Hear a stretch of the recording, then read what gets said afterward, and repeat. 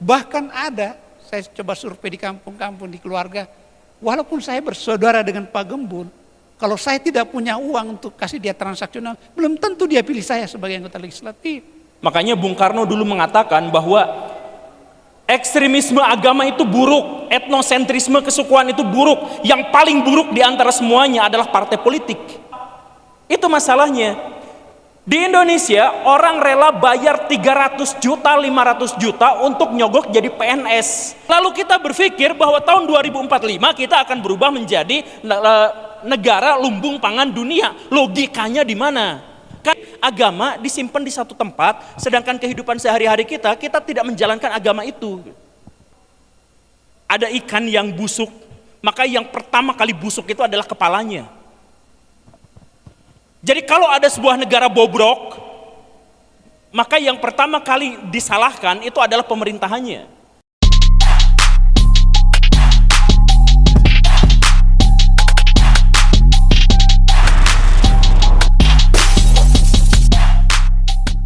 Baik, mohon izin ya, sudah disampaikan oleh MC, terima kasih. Mohon izin saya di sini diminta sebagai moderator. Mohon maaf Bapak atas segala terkendalanya teknis dari kami.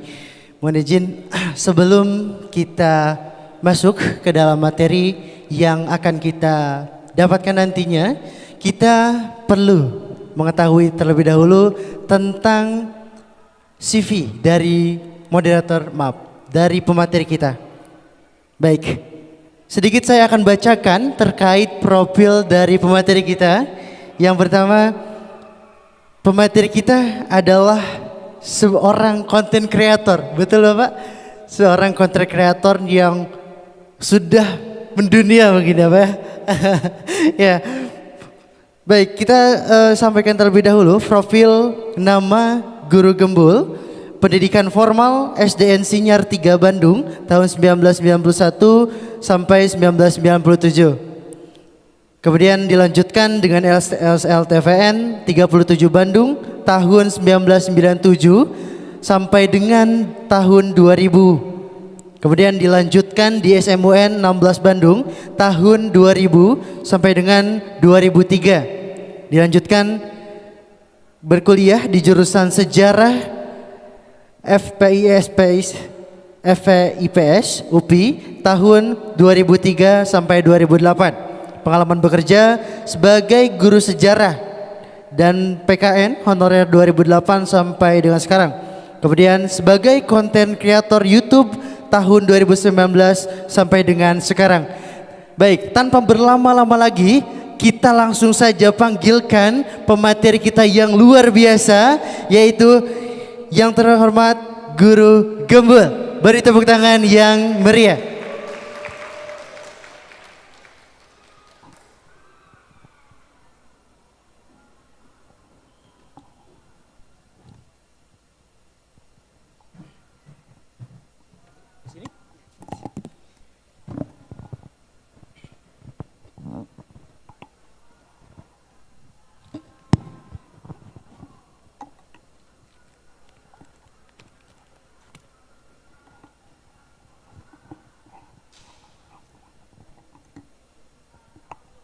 Baik, mohon izin Bapak, bagaimana kabarnya? Sehat Bapak? Sehat. Ya, semoga semoga kita di sini dapat ilmu juga dari Guru Gembul, karena memang kita tahu bahwa Guru Gembul ini adalah sosok yang sering kita lihat bahwa di dunia perpolitikan, di dunia kemudian sosialis, kemudian filosofis, sudah banyak sekali mengemukakan pendapat-pendapat yang memang dikutip oleh kita selaku mahasiswa dan seluruh masyarakat Indonesia. Baik. Ya, maka dari itu sebenarnya kita mengangkat dari seminar nasional kita ini mengangkat tema Human Right Dynamic atau dinamika hak asasi manusia. Untuk apa? Untuk menunjang dari hari kita di Indonesia Emas tahun 2045 begitu. Mungkin langsung saja Pak, boleh? Assalamualaikum warahmatullahi wabarakatuh. Ini moderatornya grogi sekali. Kebetulan saya pertama Bapak. Pertama? Pertama kali saya menjadi moderator. Oh iya. Betul. Jadi mohon izin kalau ada. Saya punya kendala. kawan untuk pertama kalinya jadi moderator terus besoknya meninggal. Aduh, bahaya dong Pak. Enggak bahaya, teman saya begitu, bukan teman. berarti orang bakal begitu. Siap, siap. Saya cuma bilang begitu. Jadi apa yang akan kita diskusikan sekarang tentang human right? Saya agak kebingungan karena ada dua versi panitia yang meminta saya berbicara di dua tema yang berbeda. Apa saya berbicara tentang masalah kesenjangan pekerjaan di zaman sekarang atau saya membahas tentang human right? Jadi mana moderator nih? Baik, ya untuk kali ini Bapak diminta untuk kesenjangan. Tadi hanya mengulas sedikit tentang tema kita, tetapi yang akan dibahas adalah kesenjangan seperti itu. Apa? Kesenjangan. Oh, kesenjangan. Iya betul. Saya bicara berapa menit nih? Panitia berapa? Apa itu? Enggak kelihatan. Apa itu? Cuman gini doang. 40 menit Bapak. 40 menit Betul. bicara. Siap.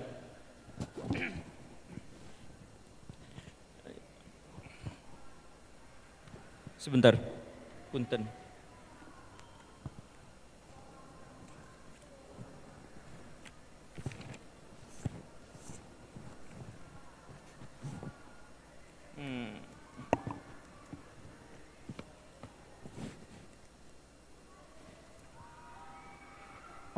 Oke, sebenarnya saya tuh pengen berbincang tentang human right atau dinamika seperti yang ada di judul tentang dinamika penerapan hak asasi manusia di seluruh dunia beserta beberapa paradoks yang ada di dalamnya, dan paradoks-paradoks itulah yang pada akhirnya menyebabkan prinsip universalisme dari hak asasi manusia itu tidak mungkin bisa diterapkan. Tapi karena sudah dipaksa saya membahas tentang bagaimana kesenjangan, yuk kita bahas sesuatu yang memang lebih relevan untuk hari ini. Jadi gini, masalah kesenjangan pendidikan di Indonesia dengan jumlah tenaga kerja di Indonesia itu terkait dengan beberapa hal. Yang pertama itu adalah, kita mulai dari hal yang sederhana. Kualitas sumber daya manusia di Indonesia itu adalah salah satu yang paling pesimistik di seluruh dunia. Jadi misalkan kita lihat bagaimana karakteristik generasi-generasi yang akan menjadi usia produktif di masa depan dalam beberapa tahun ke depan. Kita mengetahui bahwa siswa dan mahasiswa di Indonesia menempati peringkat yang sangat rendah untuk kemampuan berlogika. Logika bahasa kita itu ternyata hanya sekitar 20-30% orang yang benar-benar memahaminya. Jadi ada sebuah kriteria di mana misalkan hanya sepertiga anak-anak di Indonesia yang bisa menemukan kalimat inti dari sebuah paragraf. Di Indonesia itu cuma sepertiganya. Kemampuan mereka dalam logika dasar matematika itu juga salah satu yang terendah di seluruh dunia. Hanya 20% yang mampu dasar-dasar logika matematika. Dan kemudian masalah yang lebih buruknya lagi adalah sains. Masyarakat Indonesia itu relatif tidak peduli pada sains. Bahkan sains yang populer pun mereka cenderung tidak peduli. Nah, dari hal-hal yang seperti ini bisa kita lihat bahwa sebenarnya kita tuh tidak mungkin dalam konteks ini dengan kriteria ini, kita tidak mungkin bisa bersaing dengan negara-negara di luar sana. Kalau misalkan kita mau menatap tahun 2045. Karena tahun 2045 itu berarti apa? 2045 itu adalah singularitas dari artificial intelligence, di mana artificial intelligence itu akan menjadi lebih cerdas daripada seluruh gabungan manusia di seluruh dunia dalam sejarah. Digabungin masih lebih cerdas AI. Tahun 2045 itulah yang disebut dengan singularitas. Tahun 2045 orang-orang Amerika Serikat itu sudah selesai dengan komputer kuantumnya. Tahun 2045 itu Cina sudah jualan ITER, jualan bahan dari sumber daya yang tidak terbaharui, yang tidak bisa habis, yaitu bahan bakar hidrogen dirubah. Pernah nonton film Iron Man kan? Yang di dadanya itu ada tokamaknya, itu tokamak kecil. Nah, Cina tuh punya yang segede gaban, yang oleh media-media Indonesia culunnya disebut sebagai matahari buatan gitu. Padahal itu bukan matahari buatan dan itu bukan proyek Cina, itu proyek Cina, Paris, Amerika Serikat, India, Australia, Singapura, Indonesia nggak ikutan, dan negara-negara besar yang lainnya yang mereka kompak bahwa tahun 2035 mereka akan menghentikan semua penggunaan bahan bakar fosil. Dan karena itulah maka tahun 2035 Cina bertekad untuk menciptakan matahari buatan itu untuk menghidupi seluruh listriknya.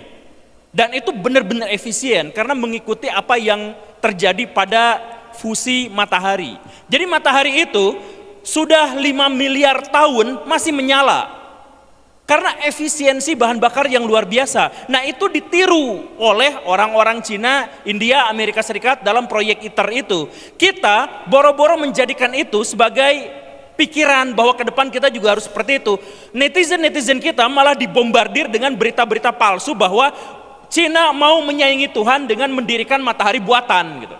Kan kacau gitu. Ya karena apa? Karena kita anti sains seperti yang dijelaskan tadi gitu. Jadi sains di Indonesia itu sering dibentur-benturkan dengan agama, dibenturkan dengan budaya. Kita ketakutan dengan tren sains di dunia. Tetapi saya katakan, kalau misalkan Indonesia tahun 2045 katanya akan menjadi negara yang merayakan hari ulang tahun emasnya yang ke-100 tahun 2045, kita lihat Korea dengan teknologi kuantumnya sudah akan merajai dunia. Amerika Serikat dengan komputer kuantumnya. Kemudian misalkan yang Cina dengan energinya itu dan lain sebagainya. AI itu akan digunakan di seluruh dunia. Tahun 2045 Indonesia targetnya apa? Targetnya menjadi lumbung pangan dunia. Menjadi petani lagi. Dan luar biasanya dari lumbung pangan dunia yang katanya akan digelontorkan tahun 2045 itu, sekarang datanya dikeluarkan sama BPS menyebut apa? Setiap tahun kita kehilangan 150.000 hektar sawah per tahun. Dan tidak ada program apapun dari pemerintah yang sampai sejauh ini bisa menjadi kompensasi atas kehilangan sawah itu. Bayangkan 150.000 hektar sawah per tahunnya. Itu kenapa seperti itu? Karena kalau misalkan kita mau jadi petani, misal kita punya 1 hektar tanah, keuntungan setahunnya cuma 6 juta rupiah. Keuntungan setahun per 1 hektar. Seandainya itu dijadikan lapangan futsal, dijadikan restoran, dijadikan parkir mobil, itu keuntungannya jauh lebih besar. Makanya orang-orang yang cerdas gak akan ada yang mau jadi petani. Karena kalau jadi petani di Indonesia, keuntungannya sangat-sangat kecil. Dan karena keuntungannya sangat kecil, maka tidak akan ada yang mau punya sawah. Karena itu setiap orang yang punya sawah, kalau dia punya kesempatan untuk menjualnya, pasti dijual. Pasti alih fungsi, dan akhirnya kita kehabisan bahan pangan tahun 2045. Bukan kita menjadi lumbung pangan dunia.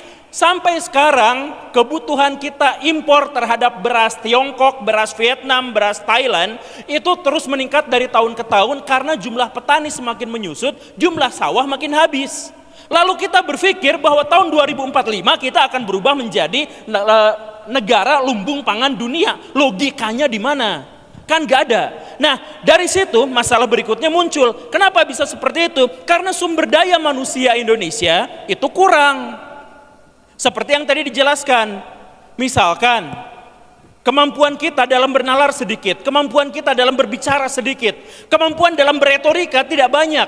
Jadi ada sebuah fenomena yang unik yang saya temukan ketika saya berbicara dengan Kementerian Pendidikan, berbicara tentang kurikulum merdeka, mereka berbicara tentang ide-ide ideal.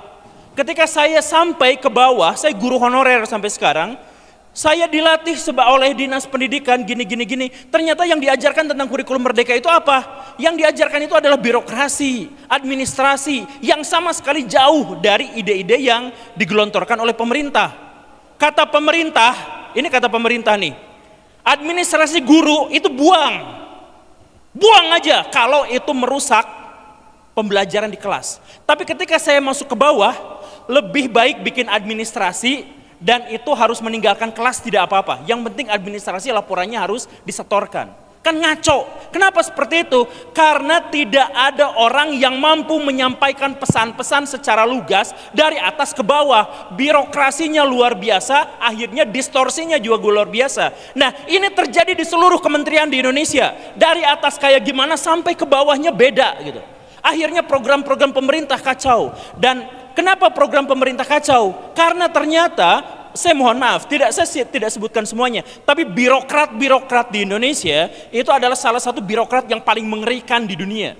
Coba bayangkan, misalkan, gimana cara kita menyelenggarakan pendidikan? Toh kita dicap sebagai negara penyelenggara pendidikan terburuk dari tahun 2003 sampai sekarang. Kita terburuk papan bawah, tiga strip papan bawah terus-terusan. Selama lebih dari 20 tahun. Kenapa seperti itu? Karena misalkan gini, ya sudah kita temukan solusinya. Solusinya bagaimana? Ditawarkan solusinya A, B, C, D, E. Yang dipilih oleh pemerintah kita yang mana? Yang cuannya paling banyak, yang birokrasinya paling ribet, sehingga setiap keran itu banyak kebocorannya di situ. Itu yang dipilihnya. Setiap misalkan kita mau menyelenggarakan program-program yang berhubungan dengan perbaikan Indonesia, baik itu dalam pendidikan, keamanan dan sebagainya, itu dihitungnya bukan berdasarkan kebutuhan, tapi berdasarkan seberapa banyak lahan korupsi yang ada di situ. Contoh kecilnya misalkan, Indonesia sekarang, atau yang kemarin-kemarin sebenarnya, beli tank main battle tank yang gede banget, yang bobotnya lebih dari 60 ton. Padahal Indonesia nggak butuh itu. Karena di Indonesia, kalaupun terjadi perang, maka perang yang dibutuhkan pasti perang gerilya.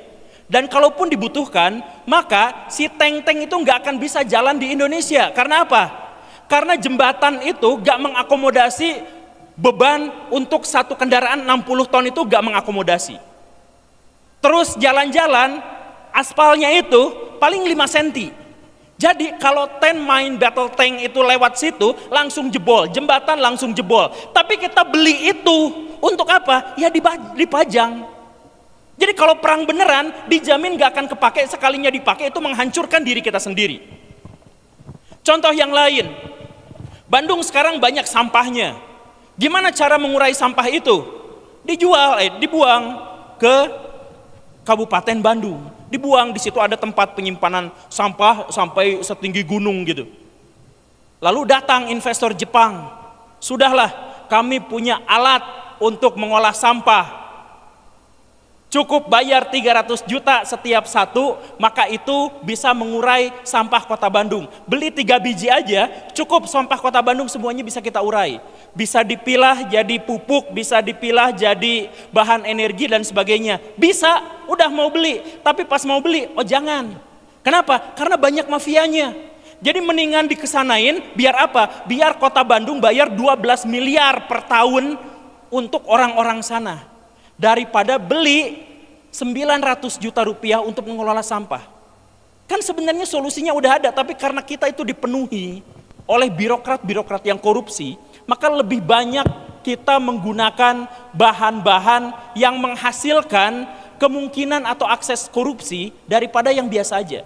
Nah, sekarang kita lihat sumber daya manusia kita seperti itu. Jadi secara akademik bermasalah, mentalitas kita juga bermasalah. Kalau sudah seperti itu solusinya apa? Coba bayangkan. Sekarang kita berbicara di ladang akademik. Yang hadir berapa? Sedikit. Coba kita berbicara dalam ladang hiburan. Berapa banyak yang hadir? Mahasiswa itu adalah orang-orang yang di masa depan akan menggenggam Indonesia karena otoritas akademik yang mereka miliki. Tapi ketika mereka disuguhkan pada acara-acara akademik, maka mereka tidak akan hadir. Tapi tolong ganti ini judulnya, misalkan jadi lomba karaoke apa segala rupa yang kayak gitu, penonton akan jauh lebih banyak. Bukan hanya di sini, tapi di mana-mana. Nah, kalau memang realitasnya adalah seperti itu, bahwa secara akademik kita bermasalah dan secara mental kita juga bermasalah, apakah kita bisa menatap dengan optimis tahun 2045? Saya diminta oleh panitia untuk ajukan solusinya. Oh, saya ajukan solusinya, ini sedikit saja solusinya. Kemarin saya ke Cina, pakai Google Earth. 10 tahun yang lalu saya juga datang ke sana. 10 tahun lalu dengan sekarang itu benar-benar beda Cina tuh. Jadi Cina dulu sekitar 10 sampai 15 tahun yang lalu itu di depan mall itu ada toilet. toiletnya itu ketutupnya itu cuman bagian sini sama bagian sininya aja gitu. Jadi kalau misalkan lewat ke depan orang yang lagi toilet, orang yang lagi ngeden tuh kelihatan banget mukanya gitu. Karena yang di dalam toilet tuh kelihatan, gak ditutupin.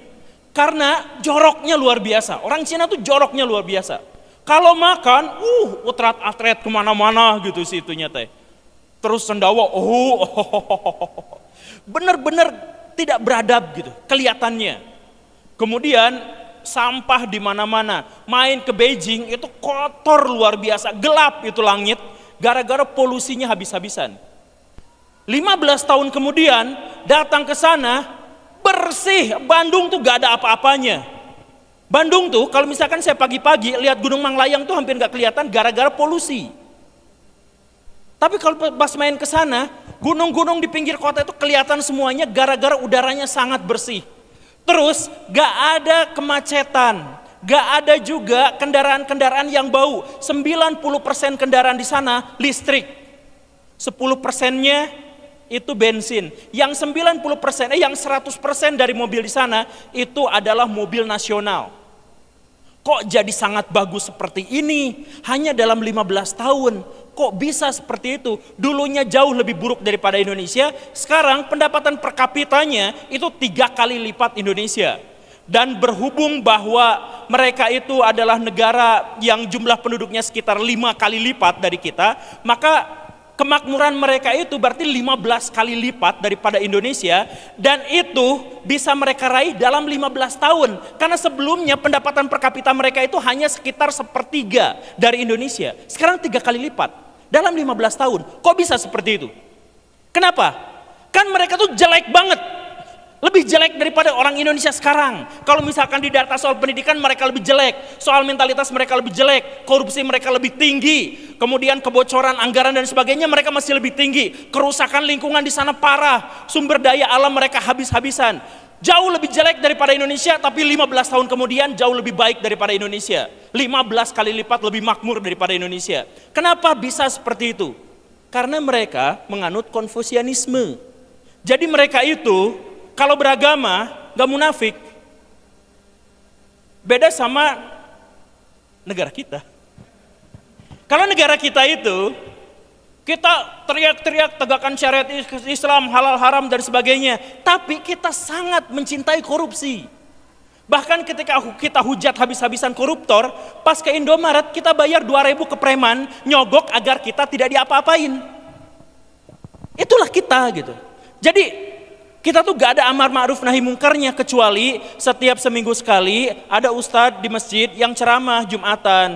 Sabar terdiri dari 3 bagian. Ini. Gak ada yang relevansi buat kehidupan sehari-hari kita gitu. Jadi agama disimpan di satu tempat, sedangkan kehidupan sehari-hari kita tidak menjalankan agama itu. Jadi misalkan, kalau misalkan saya berkendara motor dari rumah ke sini, pertimbangan syariahnya itu apa? Berapa bensin yang harus saya buang, karena bensin itu sebenarnya merusak lingkungan. Jadi kalau mungkin saya tidak berkendara bensin, itu adalah pertimbangan syariah, karena hanya satu-satunya agama yaitu Islam yang mengatakan soal kerusakan lingkungan di langit dan di udara dan di darat dan di air. Cuman satu-satunya, agama yang lain tidak. Kita punya dalil itu, kita punya dalil sampah, kita punya dalil apa segala rupa, tapi kita tidak pernah pakai itu. Agama hanya dijadikan tameng untuk menutupi kesalahan dan kebodohan kita. Kenapa kamu datang terlambat? Qadarullah. Jadi kalau misalkan kesalahan, hal-hal yang buruk, itu kita salahkan agama, salahkan Tuhan. Jadi agama itu jadi tameng atas kesalahan kita. Tapi kalau misalkan yang hal-hal yang semacam itu ya tidak gitu. Nah, karena yang seperti itu, akhirnya apa? Kita kalah sama Konfusianismenya Cina. Konfusianisme Cina itu menyebut salah satu doktrin mereka itu, kalau ada ikan yang busuk, maka yang pertama kali busuk itu adalah kepalanya. Jadi kalau ada sebuah negara bobrok, maka yang pertama kali disalahkan itu adalah pemerintahannya. Kenapa? Karena pemerintah itu memiliki otoritas. Jadi kalau misalkan dia tidak mampu mengubah Indonesia menjadi lebih baik, itu gara-gara otoritasnya. Saya misalkan, saya ingin mengubah Indonesia menjadi lebih baik, saya akan canangkan program sekolah gratis. Kan saya tidak memiliki otoritas untuk itu. Saya akan bikin jembatan dari Papua sampai Aceh. Tidak berhenti. Kan saya tidak memiliki otoritas untuk itu. Yang memiliki otoritas itu adalah pemerintah. Jadi kalau misalkan negara ini bobrok, hancur, maka dalam teori Konfusianisme yang masalahnya itu adalah pemerintahnya. Katanya begitu menurut orang-orang Cina. Jadi kalau misalkan ada sebuah tentara yang berperang dan dia kalah, jangan salahkan prajuritnya yang maju di medan laga. Karena mereka hanya mengikuti perintah dari jenderalnya. Kalau misalkan dalam sebuah peperangan kalah, yang pasti harus disalahkan itu adalah jenderalnya. Kan rumus sederhananya seperti itu Konfusianisme. Saya nggak bilang bahwa kita juga harus menyalahkan pemerintah. Kan mereka juga capek disalahin terus. Gimana saya disalahin, kan saya dipilihnya sama kalian, kan gitu. Kalau di Indonesia gitu. Tapi kalau misalkan di Cina itu, karena pemerintah itu menjadi pusat otoritas, maka mereka gunakan otoritas itu sepenuhnya. Dan mereka mengatur, mengontrol, bahkan sampai pada bagian-bagian paling privat dari kehidupan individu masyarakatnya. Di Cina tuh gitu. Ini kalau misalkan mau ngikut solusi di sana gitu ya. Jadi maksudnya gini, Indonesia bisa maju nggak tahun 2045? Oh enggak. Kenapa? Waktu saya main ke Swiss lewat Google Earth, di sana rata-rata jam kerja formal orangnya itu adalah 5 jam dalam sehari. Di Indonesia adalah negara dengan pemegang handphone terlama di dunia, 6 jam per hari rata-ratanya. Dan apa yang ditonton? Scroll TikTok, short YouTube, Reels. Apakah mereka mencari ilmu pengetahuan? Tidak. Apakah mereka mencari pencerahan? Tidak. Yang mereka cari itu adalah hiburan yang menguras dopamin mereka sampai habis, sampai ada pada titik di mana sebagian besar masyarakat Indonesia sekarang mengalami gangguan mental gara-gara mereka nyandu sama sesuatu yang mereka gak bisa temukan di dunia nyata. Kan gitu. Itu rusaknya Indonesia. 6 jam sehari nonton TikTok untuk menghabiskan dopamin mereka. Riset nih, riset. Saya serius dengan riset. Riset menyebutkan bahwa TikTok membuat candu dan akhirnya merusak otak. Itu hasil riset. Ada 3 jurnal ilmiah yang telah membahas itu. Salah satunya bahkan ditulisnya di Cina. Kalau misalkan seperti itu, ini menurut risetnya begitu, kata Cina, ya udah, saya banner TikTok dari negara saya. Itu kata Cina, kata Xi Jinping. Nanti itu melanggar hak asasi manusia, hak privasi setiap orang. Bodoh amat, gak peduli, karena kami pemilik otoritas, kami bertanggung jawab terhadap negara dan masa depan rakyat. Kami tidak mau ambil resiko atas kerusakan di masa depan. Jadi apa? TikToknya di banned. Boleh nonton, boleh, tapi hanya 40 menit sehari. Dan 40 menit sehari itu isinya juga sudah disaring, isinya bagus-bagus semua. Soal pendidikan, soal kebudayaan, soal sains. Dan setelah mereka nonton TikTok lebih dari 40 menit, kalau mereka ngotot, maka TikToknya mati sendiri di HP-nya. Karena apa? HP-nya dikontrol sama pemerintah. Dikontrol. Demi apa? Ya demi kebaikan di masa depan. Karena orang-orang Cina berpikir bahwa kalau kami dibiarkan dengan demokratisasi, dibiarkan dengan kebebasan setiap orang melakukan apapun, maka kami tidak akan melakukan apapun. Coba misalkan ini saya cek di sini ya. Buat orang-orang yang ada di sini saja. Pernah nggak waktu sekolah di SMA ada sebuah momen di mana guru tidak masuk? Pernah? Dan apa yang dilakukan oleh siswa ketika KM mewartakan bahwa guru nggak masuk? Hore, gitu kan? Artinya apa? Ketika kita diberikan kebebasan, kita nggak melakukan apapun. Karena waktu sudah hore seneng kayak gitu, 2 jam pelajaran nggak ngapa-ngapain kan? Apakah berkarya? Membuat sesuatu yang bermanfaat? Tidak. Karena mentalitas kita itu adalah seperti itu, maka otoritas dibutuhkan untuk mendorong mereka. Jangan pernah berikan kebebasan kepada mereka. Jangan berikan kebebasan kepada mereka. Karena apa? Karena kalau diberikan kebebasan, mereka tidak akan melakukan apa-apa. Sama seperti anak-anak yang tadi. Ketika ada guru ngoceh, ngobrol ke sana ke sini, maka kita mengikutinya. Ketika tidak ada otoritasnya, kita nggak ngapa-ngapain. Ketika kita sekolah, kita mendambakan libur, setelah dikasih libur seminggu, 2 minggu, 3 minggu, kita nggak ngapa-ngapain. Bener kan? Pas libur panjang Idul Fitri, libur panjang kenaikan kelas, kebanyakan di antara kita tidak tahu apa yang harus kita lakukan. Kalau misalkan ada orang-orang yang seperti itu dalam pikiran Konfusianisme, apakah mereka layak diberikan kebebasan? Tidak. Mereka wajib didorong untuk melakukan sesuatu yang produktif. Cina melakukan hal yang seperti itu. Jadi akhirnya apa? Mereka semua dipaksa untuk menjadi produktif. Mereka membuat ini dan itu. Mereka membuat dari mainan terkecil yang harganya 500 perak, yang dijual di warung-warung itu lihat cek masih ada tulisan made in China. Sampai salah satu mesin terbesar di dunia, yang mesin bor itu, yang ngebor gunung kemarin untuk bikin kereta cepat itu semuanya buatan Cina. Mereka bikin semua. Kenapa? 1,4 miliar manusia yang ada di sana dipaksa untuk menjadi produktif. Dan akhirnya apa? Sekarang ekonomi mereka enak, sejahtera. Mereka baca buku apa aja bebas, mereka kuliah di mana aja bebas. Saya pas di sana itu menemukan sesuatu yang unik. Ketika di Indonesia, sekolah yang luar biasa itu sekolah internasional. Kuliah yang luar biasa itu kuliah di luar negeri. Di Cina kuliah di luar negeri itu memalukan. Rumusnya orang Cina itu adalah kalau mereka gagal masuk ke universitas negeri, itu malunya sampai 7 turunan. Biar nggak malu, biar nggak menanggung malu, mereka kuliah di luar negeri agar aibnya tidak dibincangkan. Jadi mereka kuliah di luar negeri itu, di Amerika Serikat, di Eropa, adalah untuk menutup malu. Karena apa? Karena sebenarnya universitas mereka juga bagus. Nah, di Indonesia kan nggak seperti itu. Karena apa? Karena kuliah pun anak-anak di Indonesia itu bahkan tidak tahu kenapa saya harus kuliah jurusan ini. Ada nggak mahasiswa yang ketika misalkan mau kuliah, dia tahu apa yang harus ditanyakan pada dosennya, apa yang harus didiskusikan dengan dosennya? Kebanyakan tidak. Kebanyakan karena saya jadwalnya jam segini, ya udah saya datang ke situ. Bahkan ketika saya tidak tahu apa yang harus saya lakukan, pokoknya saya ikut saja. Nah, ketika orang-orang tidak memiliki, tidak didorong oleh otoritas, ya akhirnya dia seperti itu. Kalau mau ala Cina, bisa 15 tahun kita berubah menjadi negara hebat. Kita nggak usah nungguin 2045, kita nggak usah nungguin seperti itu. Kita cukup lakukan, pilih seorang pemimpin yang cukup besar, cukup hebat, cukup taat dan soleh, tapi otoriter. Kemudian dia akan membekukan semua aset koruptor, kemudian dia akan menghukum mati para koruptor.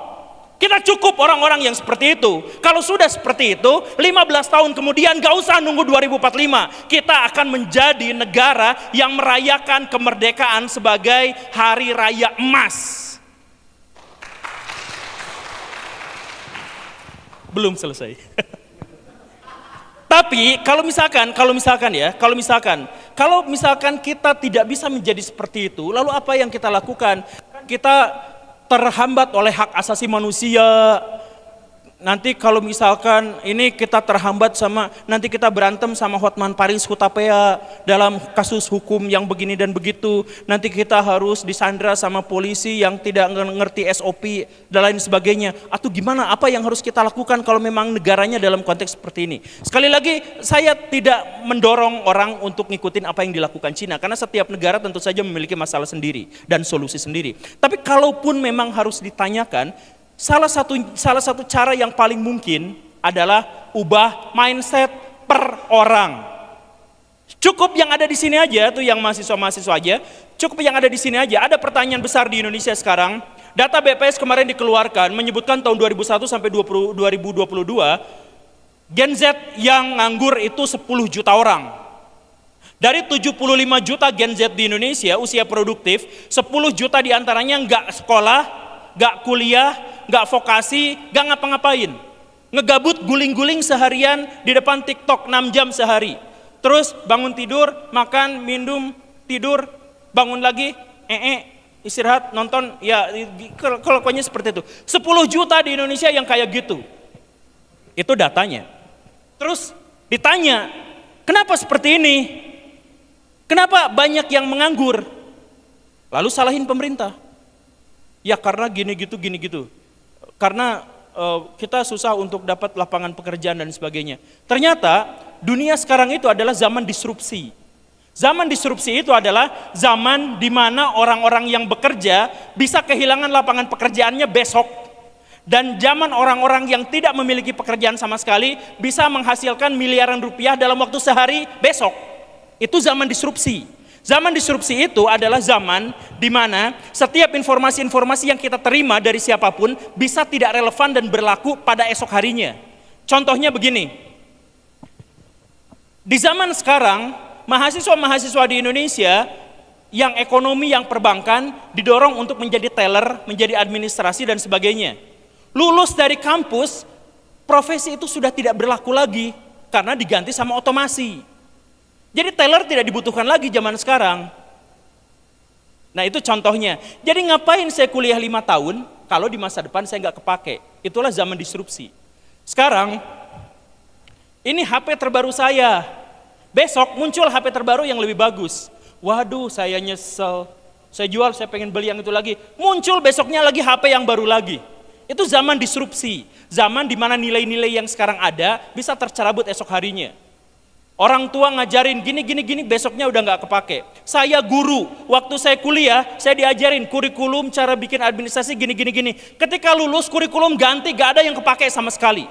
Jadi ngapain saya kuliah 5 tahun untuk mempekerjakan, untuk belajar tentang sesuatu yang gak akan kepake di masa depan. Zaman disrupsi itu zaman sekarang, begitu kondisinya. Akhirnya apa? Karena akhirnya seperti itu, maka orang-orang yang bekerja besok bisa langsung dipecat, orang-orang yang pengangguran sebenarnya bisa langsung menggapai masa depan yang cerah. Sebenarnya begitu, makanya perhatikan baik-baik zamannya sekarang. Bisa nggak Akang besok jadi punya penghasilan 10 juta sehari? Bisa nggak Kang? Bisa. Caranya? Dengan mungkin bekerja lebih. Ya bekerja apa? Ya, IT mungkin. IT. Ya berarti beli tuyul Kang di situ 6 jutaan. Saya tahu itu toko tukang dagang tuyul di dekat Citarum itu tuyul yang paling gede yang harus ditetein itu harganya 6 jutaan Kang. Kalau yang kecil itu nggak usah ditetein dan nggak usah disuruh-suruh gitu, nggak usah diakut, itu harganya 6 miliar Kang. Waduh. Tapi saya juga belum pernah lihat tuyulnya. Cuman maksudnya zaman disrupsi itu adalah setiap orang sekarang, jadi yang paling penting itu kreatif aja. Kemarin ada orang yang tidak punya pekerjaan tapi sekarang punya pekerjaan tetap. Apa itu? Namanya Santo Suruh. Suruh Santo, apa itu? Jadi kerjaannya itu apa? Ya disuruh-suruh, jadi dia buka plang buat bersih-bersih rumah, buat apa saya bisa. Ternyata dia sekarang lumayan punya penghasilan yang memadai. Padahal sebelumnya dia pengangguran. Ada guru honorer yang gajinya itu cuma 200.000 sebulan. Tapi kemudian dia nge-YouTube, punya penghasilan ratusan juta sebulan. Ya yang di situ. Zaman disrupsi itu seperti itu dan besok dia bisa aja kehilangan penghasilannya sama sekali. Begitulah zaman disrupsi. Nah, karena itu sekarang jangan fokus pada nyari kerja. Karena kalau nyari kerja kita tergantung pada pihak lain. Nah, jadi gimana caranya kesenjangan antara sumber daya sama orang yang mau bekerja dengan pekerjaan itu gimana solusinya? Sekarang minimal ikuti zaman. Sekarang teman saya tuh jadi tukang las. Awalnya jadi tukang las doang, tapi ketika dia dapat proyek dari BUMN supaya bikin pagar yang gini, dia bisa tajir melintir dengan sangat cepat. Kenapa? Karena kemampuan dia dalam beradaptasi. Teman saya tukang dagang bebek. Sebulan dia punya penghasilan 120 juta rupiah. Dari kerja cuma 5 menit. 5 menit atau kurang dari itu. Karena kerjaannya cuma gini. Dia nggak punya modal sama sekali. 100% nggak punya modal, nggak punya tanah, nggak punya peternakan, nggak punya pegawai, nggak punya apa-apa. Tapi penghasilannya 120 juta rupiah dagang bebek. Apa yang dia lakukan? Pagi-pagi dia nelpon. Pak Haji, nanti saya ambil bebek ya 200 ekor. Siap, nanti uangnya saya transfer. Padahal dia nggak punya uang. Tutup, angkat telepon berikutnya. Jack, make eta si mobil call eta bawanya tipe Haji 200 bebek. Siap. Tutup lagi, terus angkat lagi orang Tegal. Pak, Mas, maaf ya. Nanti sore ada anak buah saya yang mau nyetok bebek 200 ekor. Nanti kirim duitnya ke saya. Oke, siap. Jadi kerjanya dia nggak punya peternakan, nggak punya apa, semuanya dia nggak punya. Yang dia lakukan adalah ngambil dari peternak 200 ekor bebek. Satu bebeknya pada waktu itu pas kenalan sama saya itu 75.000 rupiah per satu ekor bebek. Kemudian dia bawa pakai kol, sekali berangkatnya 200, sewa kol 4 juta rupiah doang bolak balik.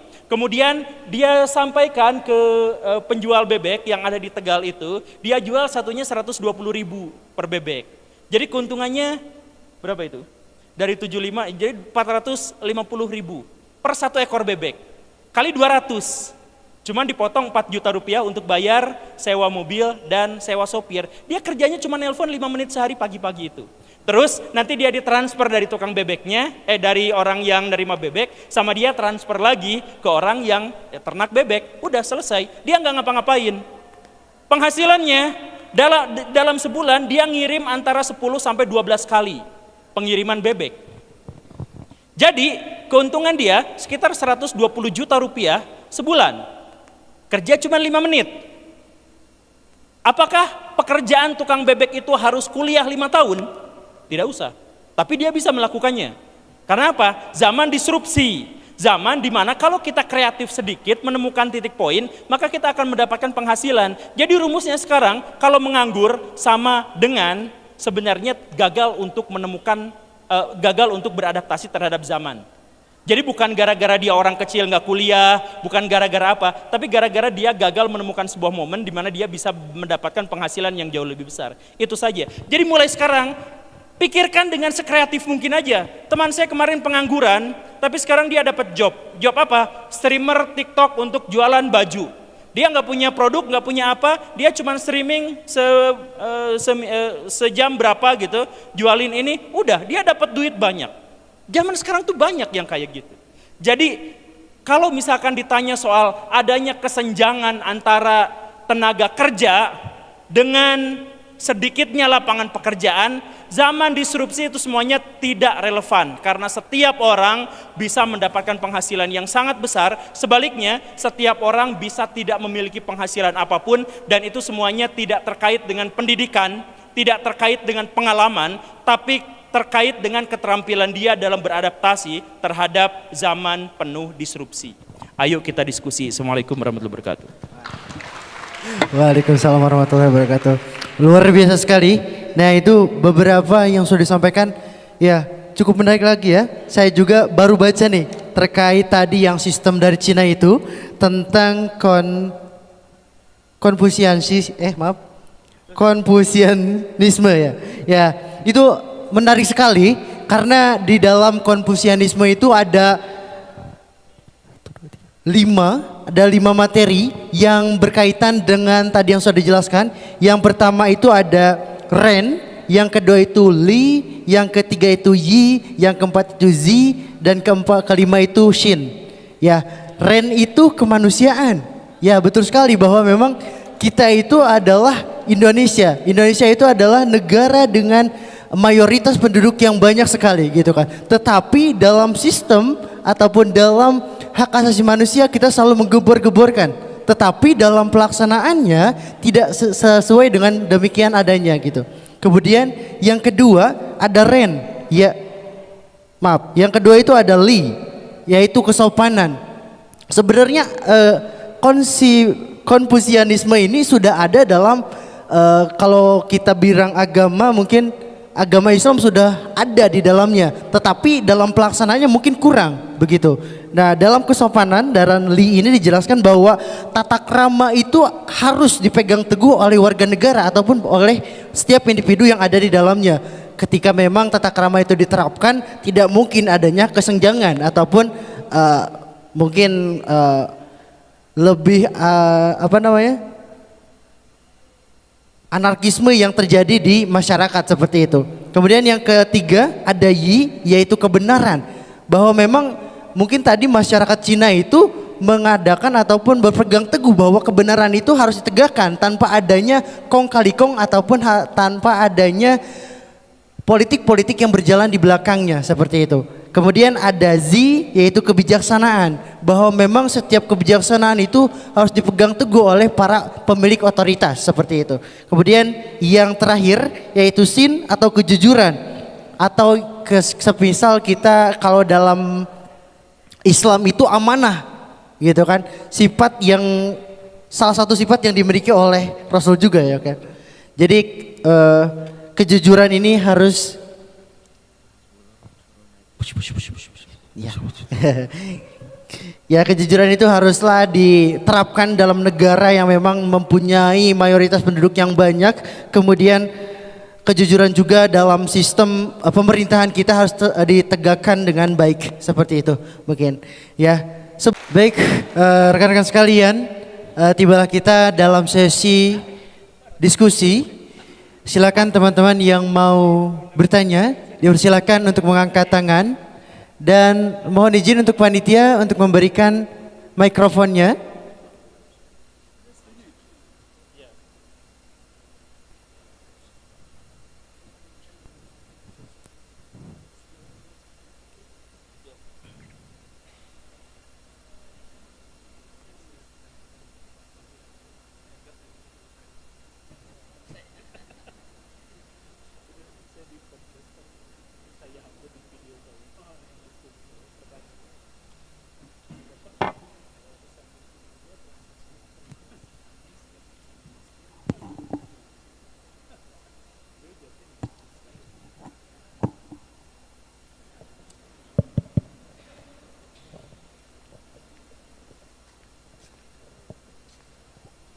Ya, silakan panitia.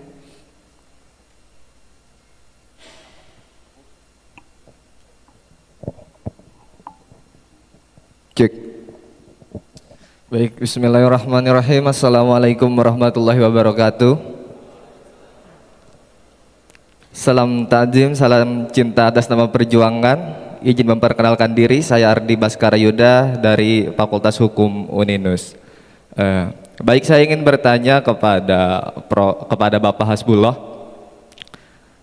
Sang maestro hukum progresif pernah berkata bahwa hukum itu untuk masyarakat, bukan masyarakat untuk hukum, karena di sana akan terjadi eksploitasi. Nah, kemudian tadi Bapak berkata bahwa saya rekomendasikan untuk kemudian pembentukan undang-undang itu melibatkan hanya pada eksekutif dan yudikatif. Maka dalam teori Thias Politika di sana itu berbicara mengenai pembagian dan pemisahan kekuasaan dalam fungsi check and balance. Nah, bayangkan apabila pembuatan peraturan perundang-undangan hanya dilakukan oleh eksekutif dan yudikatif, di mana dalam pembentukan perundang-undangan itu terdiri atas 3 asas berbicara mengenai filosofis, sosiologis, dan yuridis, maka ada faktor sosiologis yang tidak akan terpenuhi. Mengapa saya katakan demikian? Karena di sana ada tahap aspirasi publik berkaitan dengan asas sosiologis ini, di mana di sana itu lebih yang mengetahui fakta empiris itu ya masyarakat sebagai apa yang ingin memberikan aspirasinya gitu berkenaan dengan itu. Nah, kemudian yang ingin saya tanyakan berkaitan dengan itu, bagaimana strategi pemerintah dalam rangka mengcover atau melindungi hak asasi manusia dalam rangka mensejahterakan? Karena kalau kata Prof. Sucipto Raharjo itu ada tidaknya hukum, ditegakkan atau tidaknya hukum itu tidak penting, yang penting itu kesejahteraan masyarakatnya. Itu yang pertama. Nah, yang kedua, dalam tadi karena Bapak sempat menyinggung mengenai Indonesia Emas 2045, itu akan terjadi tantangan atau peluang, kurang lebih begitu. Nah, tantangannya di sini bahwa saat terjadi bonus demografi dan pada tahun 2045 75% masyarakat Indonesia itu dalam usia produktif. Lantas pasca dari terjadinya Indonesia Emas 2045 itu bagaimana? Apakah kemudian pemerintah ada strategi untuk membicarakan mengenai pengcoveran asuransi di usia lanjut? Karena kan kalau usia produktif itu tinggi, secara otomatis usia lansianya pun di kemudian hari pun akan tinggi. Nah, sejauh mana pemerintah menyiapkan strategi untuk mengcover dalam rangka melindungi hak asasi manusia pula? Terima kasih. Wallahul muwaffiq ila aqwamit thoriq. Wassalamualaikum warahmatullahi wabarakatuh. Waalaikumsalam warahmatullahi wabarakatuh. Boleh? Silakan Bapak.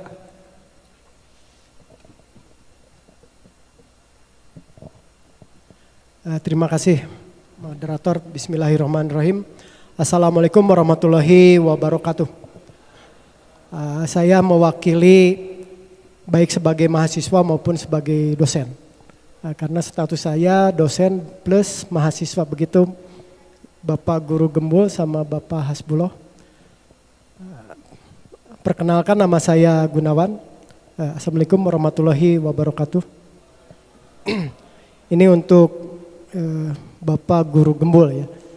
Nah, tadi kan memberikan motivasi lah ke kita khususnya ke anak muda. Kalau saya sudah terlalu senior Pak, jadi langsung saja bagaimana mengubah pola pikir ya, khususnya anak-anak muda yang berjiwa employer. Mohon maaf Pak, berjiwa ingin jadi pegawai, apalagi di benaknya itu jadi PNS minimal jadi P3K lah kalau tidak jadi PNS. Jadi mengubah pola pikir yang bermental employer, terlebih-lebih yang bermental hardolin Pak kalau istilah Sunda ya. Ini mungkin orang Sunda atau mungkin anak adik-adik juga tidak tahu apa itu hardolin ya. Hardolin itu dahar modal ulin ya. Jiwanya ya kalau kuliah banyak istilah. Untuk mahasiswa ini saya juga ada ide dapat info lah dari ide. Jadi ada beberapa tipe mahasiswa. Ada yang kupu-kupu kuliah pulang. Nah ada yang berjiwa, jadi berjiwa mental employer, dirubah mindsetnya menjadi berjiwa entrepreneur. Jadi berjiwa wirausaha. Tadi Kang Guru Gembul sudah memberikan beberapa contoh yang hanya 5 menit bisa menghasilkan ratusan juta ya, hanya pesan ini. Jadilah duit, padahal kita sambil tidur tapi bisa menghasilkan uang. Itu ya Pak ya, jadi ada istilah kuda mahasiswa itu, kuliah dagang, tapi tidak melupakan kuliah. Ada beberapa tipe, ada semacam Pak Presiden ini, Presiden Presma, Presiden mahasiswa ini namanya kura-kura. Kuliah rapat. Ya, gitu kan. Jadi kura-kura itu namanya. Nah, ada kunang-kunang, kuliah nangkring. Ya, ada juga kutu kupret. Mungkin saya salah satunya. Jadi kuliah melaksanakan tugas presentasi. Jadi ada beberapa. Nah, saya mudah-mudahan ada yang tipenya kuda-kuda. Ya. Jadi kuliah dagang jiwanya memang tidak terlalu fokus aing geus kuliah bakal digawe naon, tapi dia sudah menanamkan diri menjadi di dalam dirinya ada wirausaha, tidak berjiwa employer. Gitu ya. Karena kuliah itu bukan untuk mencari pekerjaan diantaranya. Itu untuk Kang Guru Gembul, kemudian untuk Bapak Hasbullah. Saya sependapat sebetulnya Pak. Jadilah tidak perlu ada lembaga-lembaga legislatif nih ya, yang hanya menghambur-hamburkan dalam tata kutip uang negara. Dengan mengeluarkan produk undang-undang sehari sudah hangus rontok di Mahkamah Konstitusi. Ya. Mohon maaf misalnya di sini mungkin ada mahasiswa juga yang berjiwa politikus, ya, ingin menjadi anggota legislatif. Karena memang, tapi Pak memang agak susah juga karena produk hukum itu adalah produk politik. Sebetulnya karena yang membuat hukum di Indonesia adalah orang politik. Jadi tidak bisa misalnya hukum menjadi panglima atau pemerintah menjadi panglima di kita karena semua adalah produk politik khususnya legislatif. Sebetulnya saya sependapat, sebenarnya tidak perlu juga banyak lembaga-lembaga, mohon maaf Pak, misalnya banyak komisi dan lain sebagainya. Nah, dengan penamaan komisi juga di benak saya ya, saya misalnya anggota komisi X. Jadi di pikiran nanti komisi sabaraha gitu, sabaraha persen, karena namanya komisi. Yaitu mohon maaf kalau ada hal yang kurang berkenan. Juga ini sharing-sharing aja Pak. Jadi bagaimana menanamkan kepada mahasiswa yang berjiwa wirausaha, jadi tidak terlalu, kalau misalnya kita tidak jadi PNS atau P3K, udahlah hidup kita hancur gitu ya. Jadi manusia gagal walaupun kuliah kita tinggi. Untuk apa kuliah tinggi-tinggi tidak jadi PNS atau P3K. Nah ini saya sebetulnya sependapat dengan tadi ada bubarkan aja lah lembaga legislatif misalnya sependapat, tapi di kita harus merubah total konstitusi ya Pak. Pak Gembong juga sudah memberikan inspirasi ke kita agar jadilah manusia kuda-kuda menurut saya ya. Jadi kuliah ada tipe dagang tapi lain dagang nilai ya, atau memperdagangkan nilai gitu Pak. Terima kasih. Wassalamualaikum warahmatullahi wabarakatuh. Waalaikumsalam warahmatullahi wabarakatuh. Terima kasih Bapak. Mau langsung dijawab Pak? Boleh. Izin dulu Pak, kan boleh. Baik, ini pertanyaan, ini kalau diskusi yang seperti ini biasanya sangat menarik Pak ya. Tapi saya ini berangkat dari dialog-dialog dengan berbagai kasus-kasus yang seperti tadi disampaikan bahwa produk hukum kita hari ini yang saya biasa sampaikan, coba aja lihat bagaimana produk hukum kita dibuat ya. Itu yang apa yang Bapak sampaikan tadi itu baru dibuat untuk membuat produk hukum daerah yang saya tahu kan perlu naskah akademik, ya kan? Itu tahapan-tahapan di dalam pembuatan peraturan perundang-undang itu sangat jelimet sebenarnya. Ya. Mulai harus menjalin aspirasi, harus ada naskah akademik, diusulkan di dewan, ada proses-proses panjang sampai ada penetapan. Pokoknya itu di dalam perundang-undang itu sangat jelimet. Tapi apa yang kita lihat hari ini menyedihkan kan kira-kira gitu. Proses aspirasi rakyat tidak dilakukan kan kira-kira gitu ya. Yang dilakukan banyak cuma studi banding kan kira-kira gitu ya. Kemana-mana. Sehingga wajar kemarin ketika kasus Subang guru itu ketika kita buka sempat viral Pak ya. Seorang guru bikin pernyataan terbuka bahwa hanya karena meninggalnya mobil yang viral di Sumedang itu tiba-tiba studi tour bagi anak-anak siswa dilarang kan kira-kira gitu. Kenapa bukan studi tour, studi bandingnya para anggota dewan yang menghabiskan uang negara, bukan itu yang dilarang kan kira-kira gitu. Mereka menggunakan uang sendiri dari para orang tuanya, hanya mungkin memang manajemen yang perlu diperbaiki kira-kira gitu ya. Sehingga menjadi korban dan sampai kan viral, gubernur minta itu ditunda, siapapun banyak bupati kan minta itu supaya dihentikan tentang studi tour kan kira-kira gitu. Saya hanya ingin sebenarnya ini bukan pendapat pribadi saya, itu diskusi dari teman-teman bagaimana proses perundang-undangan itu dibuat yang hari ini menyedihkan kalau kita buka ya, mengikuti bagaimana proses-proses itu sehingga itu muncul. Saya sebenarnya juga bukan atas nama nanti dibilang karena dari pemerintahan Kanwil Hukumham, bukan, itu hanya wacana dari teman-teman yang saya ingin ngangkat supaya ini diskusinya hidup kan kira-kira gitu lah. Bahwa apa iya sih perundang-undangan kita buat hari ini yang sebegitu besar biaya yang harus kita korbankan, lalu besoknya oleh Mahkamah Konstitusi harus dibatalkan kira-kira gitu, menyedihkan juga. Tapi ini bagian dari diskusi yang coba kita bangun bahwa apa memang bahwa produk perundangan-undangan kita hari ini yang disampaikan juga tidak bisa lepas dari proses transaksional. Itu sesuatu yang tidak bisa kita pungkiri. Karena apakah transaksional politik, apakah ekonomi, apa macam-macam kan gitu.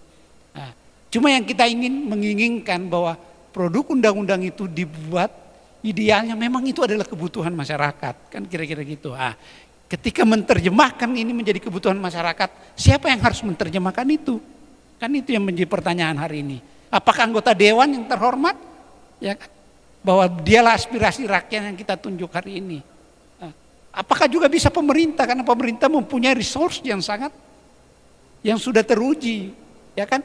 Karena dia masuk minimal sarjana, dia punya profesor dan sebagainya kan kira-kira gitu.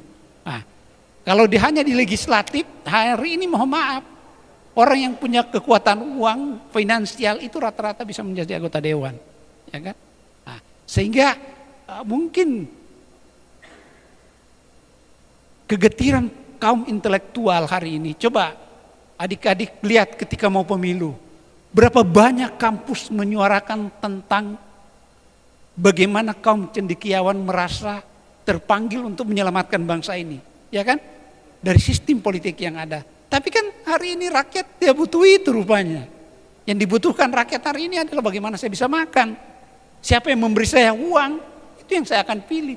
Bahkan ada, saya coba survei di kampung-kampung, di keluarga, walaupun saya bersaudara dengan Pak Gembong, kalau saya tidak punya uang untuk kasih dia transaksional, belum tentu dia pilih saya sebagai anggota legislatif. Belum tentu, karena itulah yang merusak hari ini kan. Bahwa semua tatanan ekonomi kita sudah rusak. Nah, sehingga kenapa kita ingin ada proses transisi untuk menciptakan undang-undang yang baik itu. Karena kalau sudah dari awalnya sudah bermasalah ya jangan berharap endingnya akan lebih baik. Nah, itu mungkin kalau dari sisi tadi bagaimana kita harus memulai itu. Sehingga persoalannya kita harus mulai di mana? Itu kira-kira. Apakah memperbaiki tatanan politik dulu atau membuat undang-undang baru? Tadi ada usulan Pak Gembong. Bahkan kita diapain tadi Pak? Usulan bahwa masyarakat kita itu istilahnya ada potong generasi dulu kan kira-kira gitu. Karena bangsa ini sedemikian rusak. Dulu mungkin korupsi zaman Orde Baru cuma eksekutif kan kira-kira gitu. Sekarang ini tidak ada, semua pelaku masyarakat, bisnis, legislatif, yudikatif, semuanya sudah menikmati tentang, termasuk masyarakat kita hari ini menikmati KKN-nya kan. Coba lihat aja itu, saya mohon maaf, ini saya orang Bugis, kasus Menteri Pertanian hari ini. Coba aja lihat, siapa yang terlibat. Mulai dari istrinya, anaknya, cucunya, ya Allah, menyedihkan juga kan. Bahkan yang membongkar aib dia kan anak-anak yang sudah dia besarkan sebelumnya. Nah, coba bayangin itu. Dan itu partai politik juga punya peran di situ, ya kan? Menyedihkan saya bilang hari ini bangsa kita ini tentang korupsi. Saya hanya ingin mengatakan bahwa budaya KKN hari ini semua kita punya saham terhadap bangsa ini tentang budaya KKN itu. Saya sebagai birokrasi saya mengatakan, kalau ada orang birokrasi mengatakan bersih dari budaya KKN, itu adalah nonsen. Ya kan? Tinggal menghitung dosa masing-masing, saya bilang. Apakah dia korupsi karena waktu, korupsi karena tadi mungkin tanda tangan, korupsi karena proyek dan sebagainya. Pokoknya tinggal menghitung berapa saham Anda terhadap korupsi itu. Cuma ada kata orang bijak, kita ini bukan malaikat, tapi jangan bertindak seperti setan. Kira-kira gitu. Hari ini bangsa ini benar-benar, kalau melihat potretnya saya selaku birokrasi, benar-benar rusak. Ya, dari sisi budaya korupsi. Ya, hampir semua masyarakat kita terlibat. Enggak ada yang tidak terlibat hal ini. Tinggal menghitung besar dan kecilnya. Dari mana kita mau mulai tadi? Apakah di sistem partai politiknya? Apakah di organisasi masyarakatnya? Apakah nanti di birokrasinya? Karena kita semua ini terlibat. Harapan saya kalau mau ditanya, tinggal pendidikan yang bisa merubah itu. Ketika nilai-nilai tentang kejujuran, integritas, tentang moralitas yang didengungkan oleh para intelektual dari kampus-kampus, itulah yang harus dijadikan bandrol kehidupan. Ketika kita memilih calon pacar atau calon istri, calon suami, ada enggak kriteria tentang kejujuran menjadi sebuah nilai? Hari ini kan tidak. Yang ditanya ini kan tentang materialisme. Berapa kemampuan gajinya, berapa hartanya. Semuanya hedonisme yang kita buru. Coba kita mau tanya, orang-orang yang jujur bisa mendapat tempat enggak terhormat di bangsa ini? Kan enggak juga. Ada enggak orang yang benar-benar jujur menjadi role model ketika dia menjadi, oh ini anak yang paling bersih yang perlu kita hargai dan perlu kita junjung, kita perjuangkan di mana-mana? Enggak ada. Yang kita anggap hari ini role model adalah materialisme. Sehingga untuk merubah ini saya sangat berharap dari kaum pendidik, dari kaum para ulama yang menanamkan nilai-nilai itu. Karena birokrasi kita sudah rusak, partai politis kita sudah rusak, pengusaha kita sudah rusak, sudah hampir. Ya, jadi membangun itu ya memang sekali lagi itu dari pendidikan dan para kaum ulama. Saatnya mereka untuk bicara tentang bagaimana bangsa ini ke depan. Karena kalau tidak, saya mohon maaf, sampai kapan, apakah akan terjadi reformasi berikutnya, wallahu a'lam bishawab. Mungkin itu. Baik, luar biasa sekali. Langsung ke pemateri selanjutnya. Ya, silakan.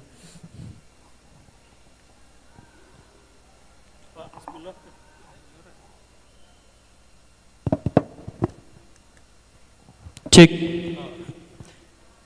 Pak Hasbullah yang terhormat, sebenarnya beliau itu berpikirnya sangat-sangat radikal, gitu, tapi berbicara dengan sangat-sangat diplomatik. Gitu. Luar biasa, Pak.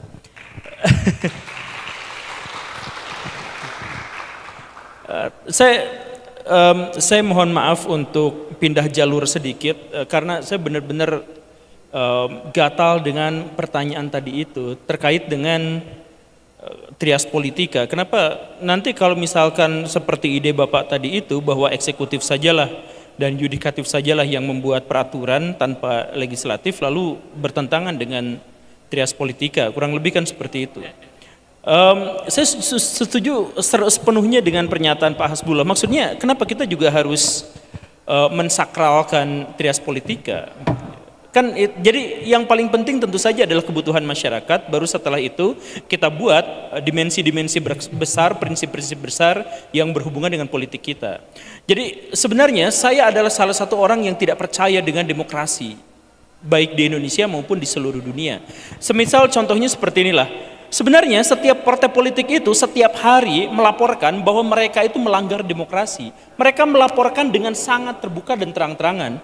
Misalkan ketika mereka berkata dalam kampanye, target perolehan suara di Banten adalah sekian persen, target di sekian adalah sekian persen. Itu artinya bukan kita memilih partai politik, bukan kita memilih wakil-wakil kita, tetapi elit-elit politik merekayasa publik untuk memilih mereka.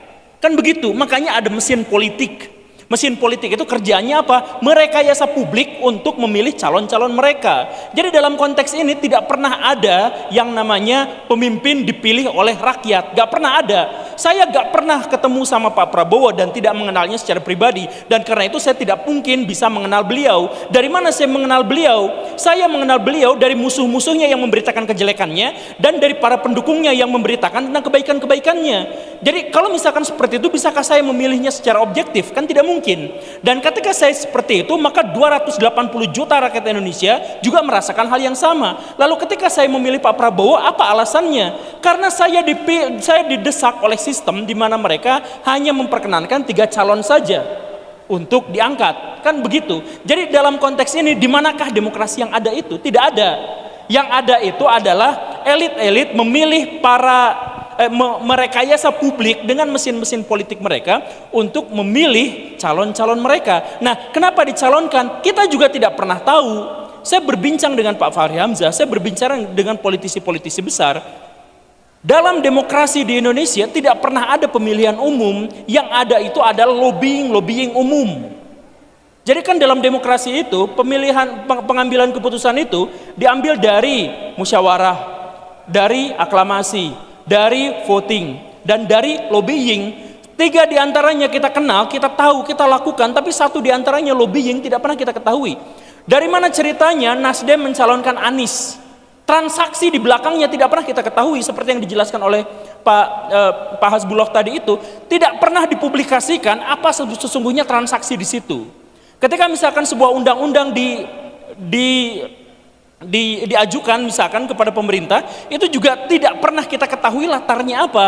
Para pengamat diantaranya Pak Hasbullah tadi mengatakan ada transaksi di setiap undang-undang. Ya ada, memang ada, tapi apa? Tidak pernah dipublikasikan. Jadi mana transparansinya, mana otoritas publiknya? Kan kita tidak pernah tahu itu. Jadi yang paling penting sebenarnya bukan demokrasi atau tidak atau apa. Yang paling penting itu jangan pernah mensakralkan, termasuk juga demokrasi, trias politika dan sebagainya. Makanya Bung Karno dulu mengatakan bahwa ekstremisme agama itu buruk, etnosentrisme kesukuan itu buruk. Yang paling buruk di antara semuanya adalah partai politik. Karena partai politik akan merekayasa etnosentrisme itu, radikalisme itu demi kepentingan politik mereka. Gitu. Jadi kubur itu partai-partai politik. Itu kata Bung Karno. Ya, saya mengutip Bung Karno aja. Kalau misalkan setuju atau enggak, kita diskusikan di ruang publik, bukan di sini. Nanti kapan-kapan kalau penontonnya banyak. Debat habis-habisan nggak apa-apa soal ini kan. Karena yang paling penting adalah kalau memang kita harus demokratisasi, demokrasi itu dimulai dari arah tujuan negara, visi misi, termasuk prinsip yang dijalankan oleh negara itu harus dipublikasikan di ruang publik gitu, diskusikan saja. Jadi sebenarnya yang ingin ini pembelaan pada Pak Hasbullah sebenarnya yang tadi itu, karena beliau berbicara dengan santun dan sepertinya sudah sangat berpengalaman untuk ini. Tetapi kemudian pernyataan yang kedua itu dari Bapak yang tadi mahasiswa merangkap sebagai dosen. Saya manusia yang merangkap sebagai makhluk halus. Saya jelaskan seperti ini, saya mohon maaf ya. Gimana caranya membangun mentalitas masyarakat Indonesia agar masyarakat Indonesia itu misalkan punya inovasi, punya inisiatif, punya dorongan untuk melakukan sesuatu dan seterusnya dan seterusnya. Masyarakat kita, nah ini masalah problem di kita itu, masyarakat kita itu dididik untuk tidak berbicara di ruang publik. Dan itu dimulai dari waktu kecil. Waktu kecil itu, definisi anak baik versi orang tua di Indonesia, kebanyakan itu adalah anak yang anteng, anak yang diam, disebutnya baik. Sedangkan anak yang berinisiatif pergi ke sana, pergi ke sini, mengeksplorasi itu dan ini dianggapnya sebagai anak nakal. Dan identifikasi itu berlaku sampai masuk SD. Ketika anak SD, anak main futsal ke sana ke sini, anak kemudian main skateboard ke sana ke sini, dianggap sebagai anak nakal karena anak yang baik adalah duduk dengar diam mendengarkan guru ngoceh selama 7 jam. Kan kebalik. Kalau mau bermental baik, ada anak yang duduk dengar diam ngedengerin dosen atau guru ngomong, itu adalah anak yang sangat tidak baik. Karena normalnya gak ada manusia yang seperti itu. Kalau misalkan manusia yang fitrahnya tidak seperti itu, didorong seperti itu tapi dia mau, maka anak itu bermasalah. Anak yang baik itu versi Indonesia adalah anak yang sebenarnya bermasalah. Dan anak yang nakal dalam versi orang tua Indonesia sebenarnya adalah anak yang berpotensi menjadi sangat baik. Salah satu contoh yang kemudian menjadi meme sederhananya begini. Kenapa waktu sekolah rambut-rambut harus dicukur rapih, belah sisi pendek? Kenapa seperti itu? Karena katanya disiplin. Padahal kalau kita lihat tokoh-tokoh sejarah, tokoh-tokoh pemikir besar itu gondrong-gondrong. Newton itu gondrong, Einstein itu gondrong, Nabi Muhammad juga gondrong, Yesus Kristus juga gondrong, Siddhartha Gautama itu gondrong sebelum akhirnya botak. Tapi gondrong beliau tuh. Tokoh-tokoh besar di dunia musik, Chopin, Beethoven, gondrong semuanya. Tokoh-tokoh besar cek aja, Karl Marx, Max Weber, gondrong semuanya. Yang rambutnya klimis siapa? Adolf Hitler. Iya kan? Kenapa? Karena tokoh-tokoh besar dimulai dari kesempatan dia untuk bisa berpikir bebas. Dan berpikir bebas itu dimulai dari apa? Memberikan kembali hak dia untuk berinisiatif.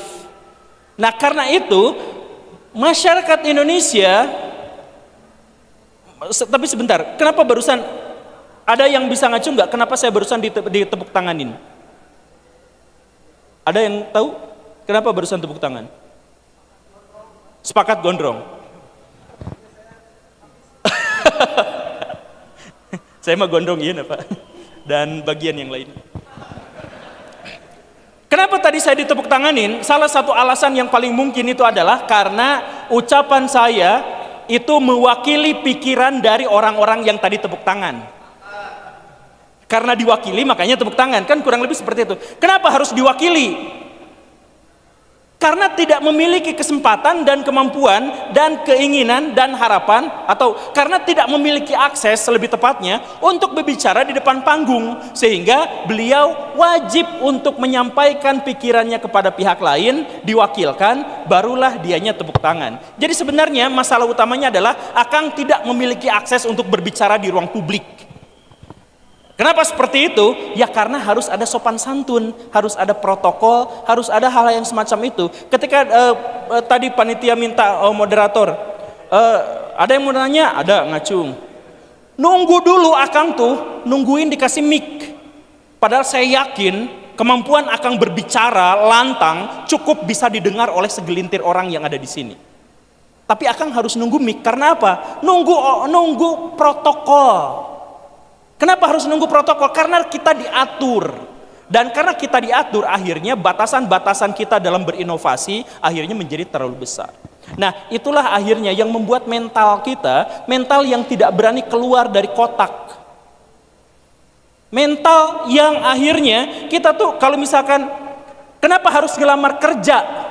Karena kalau nggak kerja, nggak disuruh, nggak di bawah petunjuk orang lain, kita nggak tahu mau ngelakuin apa. Itu masalahnya.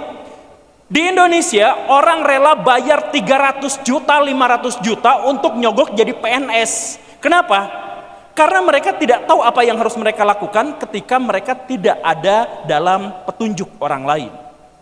Kenapa seperti itu? Karena sejak kecil, pernah nggak orang tua kita ketika mau beli mobil baru ngajak diskusi anaknya, nak mau mobil warna apa ya, mau mobil yang seperti apa ya? Ternyata 93% masyarakat Indonesia tidak melakukan itu. Bahkan 72% orang tua di Indonesia melakukan tindakan kekerasan baik lisan maupun tindakan terhadap anak-anak yang mau berdiskusi. Mah mau gini, itu kamu mah budak letik. 72% orang tua di Indonesia memberikan hukuman kepada orang-orang anak-anak yang mau berinisiatif. Jadi kalau misalkan tadi, gimana caranya mengubah mentalitas masyarakat Indonesia menjadi seperti ini? Didik itu orang tuanya. Jadi sekolah itu bukan untuk anak-anak. Sekolah itu buat orang tuanya. Kenapa pendidikan kita diarahkan pada TK harus bisa bahasa Inggris, SD harus bisa calistung, SMP harus bisa bernalar kritis, SMA harus bisa bikin project? Kenapa seperti itu? Orang tuanya kenapa nggak pernah dididik? Karena kegagalan pendidikan di Indonesia dimulai dari kegagalan orang tua di Indonesia untuk menciptakan iklim pendidikan yang baik. Data KPAI-nya menyebutkan 72% pelaku bullying pada anak itu adalah ibu bapaknya sendiri. 36% itu adalah guru-gurunya sendiri. Sisanya 11% baru teman-teman seangkatan. Jadi kalau misalkan kita lihat data riset, yang harus disekolahin itu bukan yang 11%, yang 72%. Suruh dia belajar untuk mendidik. Sekarang di sini, setiap ada orang yang mau menjadi orang tua, mereka pacarannya rajin, main uyek-uyeknya rajin. Ketika mau menikah, mereka pikir soal biaya pernikahannya. Ada nggak di antara mereka yang baca 10 buku parenting untuk menghadapi ketika mereka melahirkan, ketika mereka punya anak? Ada nggak? Nggak ada. Kita fokus tuh pada pacarannya, pada ngumpet di pojok bioskopnya. Itu yang kita pikirin. Nanti pas punya anak, programnya apa? Nggak ada yang mikirin itu. Akhirnya mentalitas anak-anak kita menjadi terbelenggu. Anak-anak kita yang di masa depan akan menjadi pelukis-pelukis handal, sejak kelas 1 SD lagi coret-coret gambar di bukunya dimarahin. Maka pelukis-pelukis di Indonesia yang tarif satu lukisannya itu 1 triliun dibunuh sejak dia umurnya 7 tahun. Gara-gara apa? Ketidaktahuan orang tua dan guru dalam parenting dan mendidik anak. Ada nggak pelatihan untuk orang tua kita? Nggak ada. Ada nggak sekolah buat orang tua kita? Nggak ada. Kalau gitu jangan salahkan juga misalkan mentalitas kita yang gak ngerti apa-apa ketika ayo seminar nasional tentang bangsa yang datangnya sedikit. Ya wajar. Karena apa? Ya karena sejak kecil kita tidak dididik untuk berinisiatif.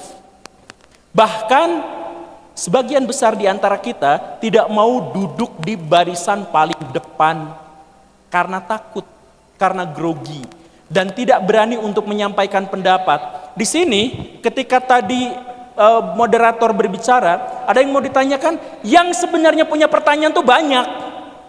Tapi sebagian besar di antara mereka takut, malu ketika harus bertanya.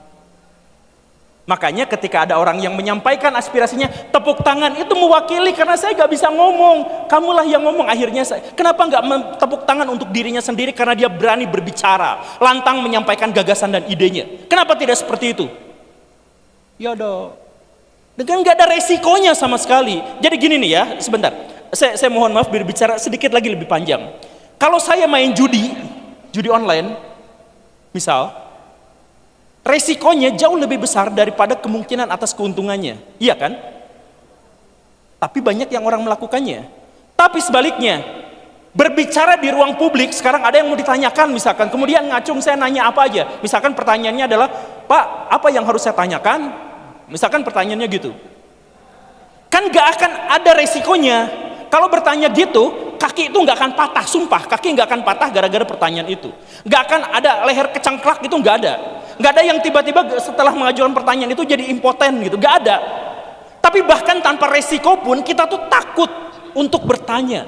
Jadi bagaimana mentalitas kita untuk bisa berinovasi, beradaptasi terhadap realitas zaman disrupsi sekarang dan sebagainya. Kenapa kita tidak seperti itu? Karena kita sejak kecil dididik tidak seperti itu. Dan kita tidak boleh menyalahkan orang tua kita, karena mereka pun sebenarnya ada produk zaman. Yang harus dilakukan sekarang adalah kalian yang sebentar lagi akan jadi orang tua, mikir bahwa kalau kalian beranak itu, binatang juga bisa. Yang membuat kalian tetap menjadi manusia adalah ketika kalian mampu mendidik anak-anak menjadi sumber daya yang lebih baik.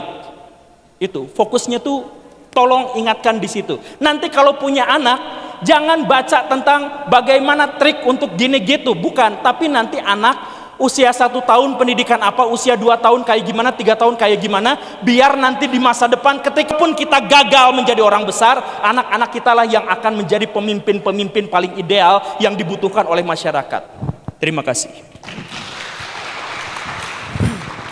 Baik, luar biasa sekali yang sudah disampaikan oleh pemateri kita keduanya.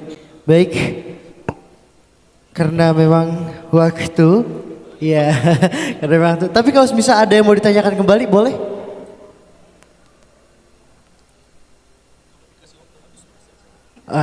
Iya. Tapi gak apa-apa, kita kasih waktu. Kalau misal masih ada yang mau dipertanyakan, silahkan.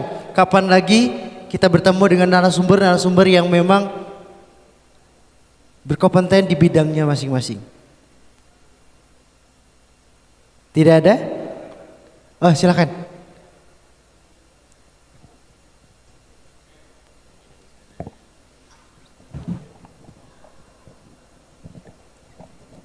Ya, bismillahirrahmanirrahim. Assalamualaikum warahmatullahi wabarakatuh. Sebelumnya saya ucapkan terima kasih kepada Guru Gembul dan juga Pak Asbulo yang sudah hadir dalam kesempatan hari ini, yaitu seminar nasional semua menata negara.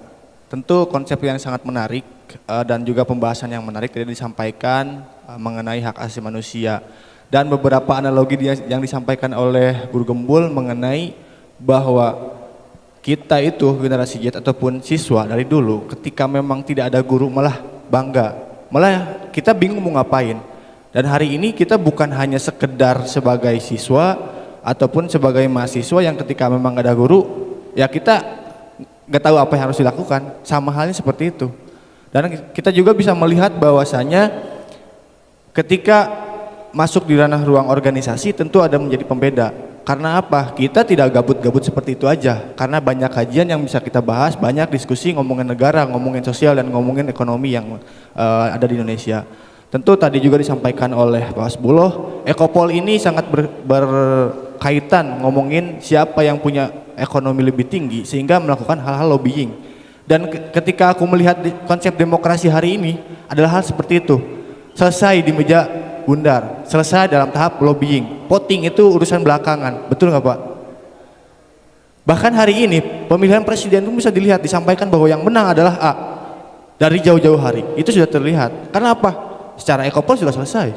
Tadi juga dikatakan bahwa politik itu hanya rekayasa sosial untuk masyarakat yang Indonesia. Dan aku bertanya mungkin ya kepada Guru Gembul dan juga Pak Hasbullah mengenai apa yang menjadi sumber ataupun sumber daya manusia yang lebih ataupun yang akan unggul ketika kita tadi sampaikan bahwa tidak hanya kita menunggu 2045, hari ini pun kita bisa menjadi negara yang emas. Namun kita lihat saja SDM-nya pun mengenai pendidikan hari ini, bagaimana UKT di beberapa kampus IP itu sangat tinggi.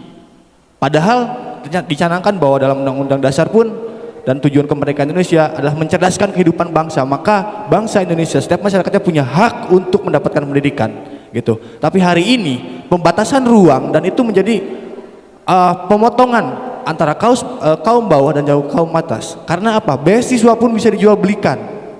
Maka hak yang memang harusnya untuk masyarakat tidak mampu hari ini adalah orang-orang yang sudah punya mobil, yang sudah punya motor, yang sudah punya secara taraf ekonominya, seperti itu. Maka kemajuan itu kalau misalkan kita lihat dari pola pendidikannya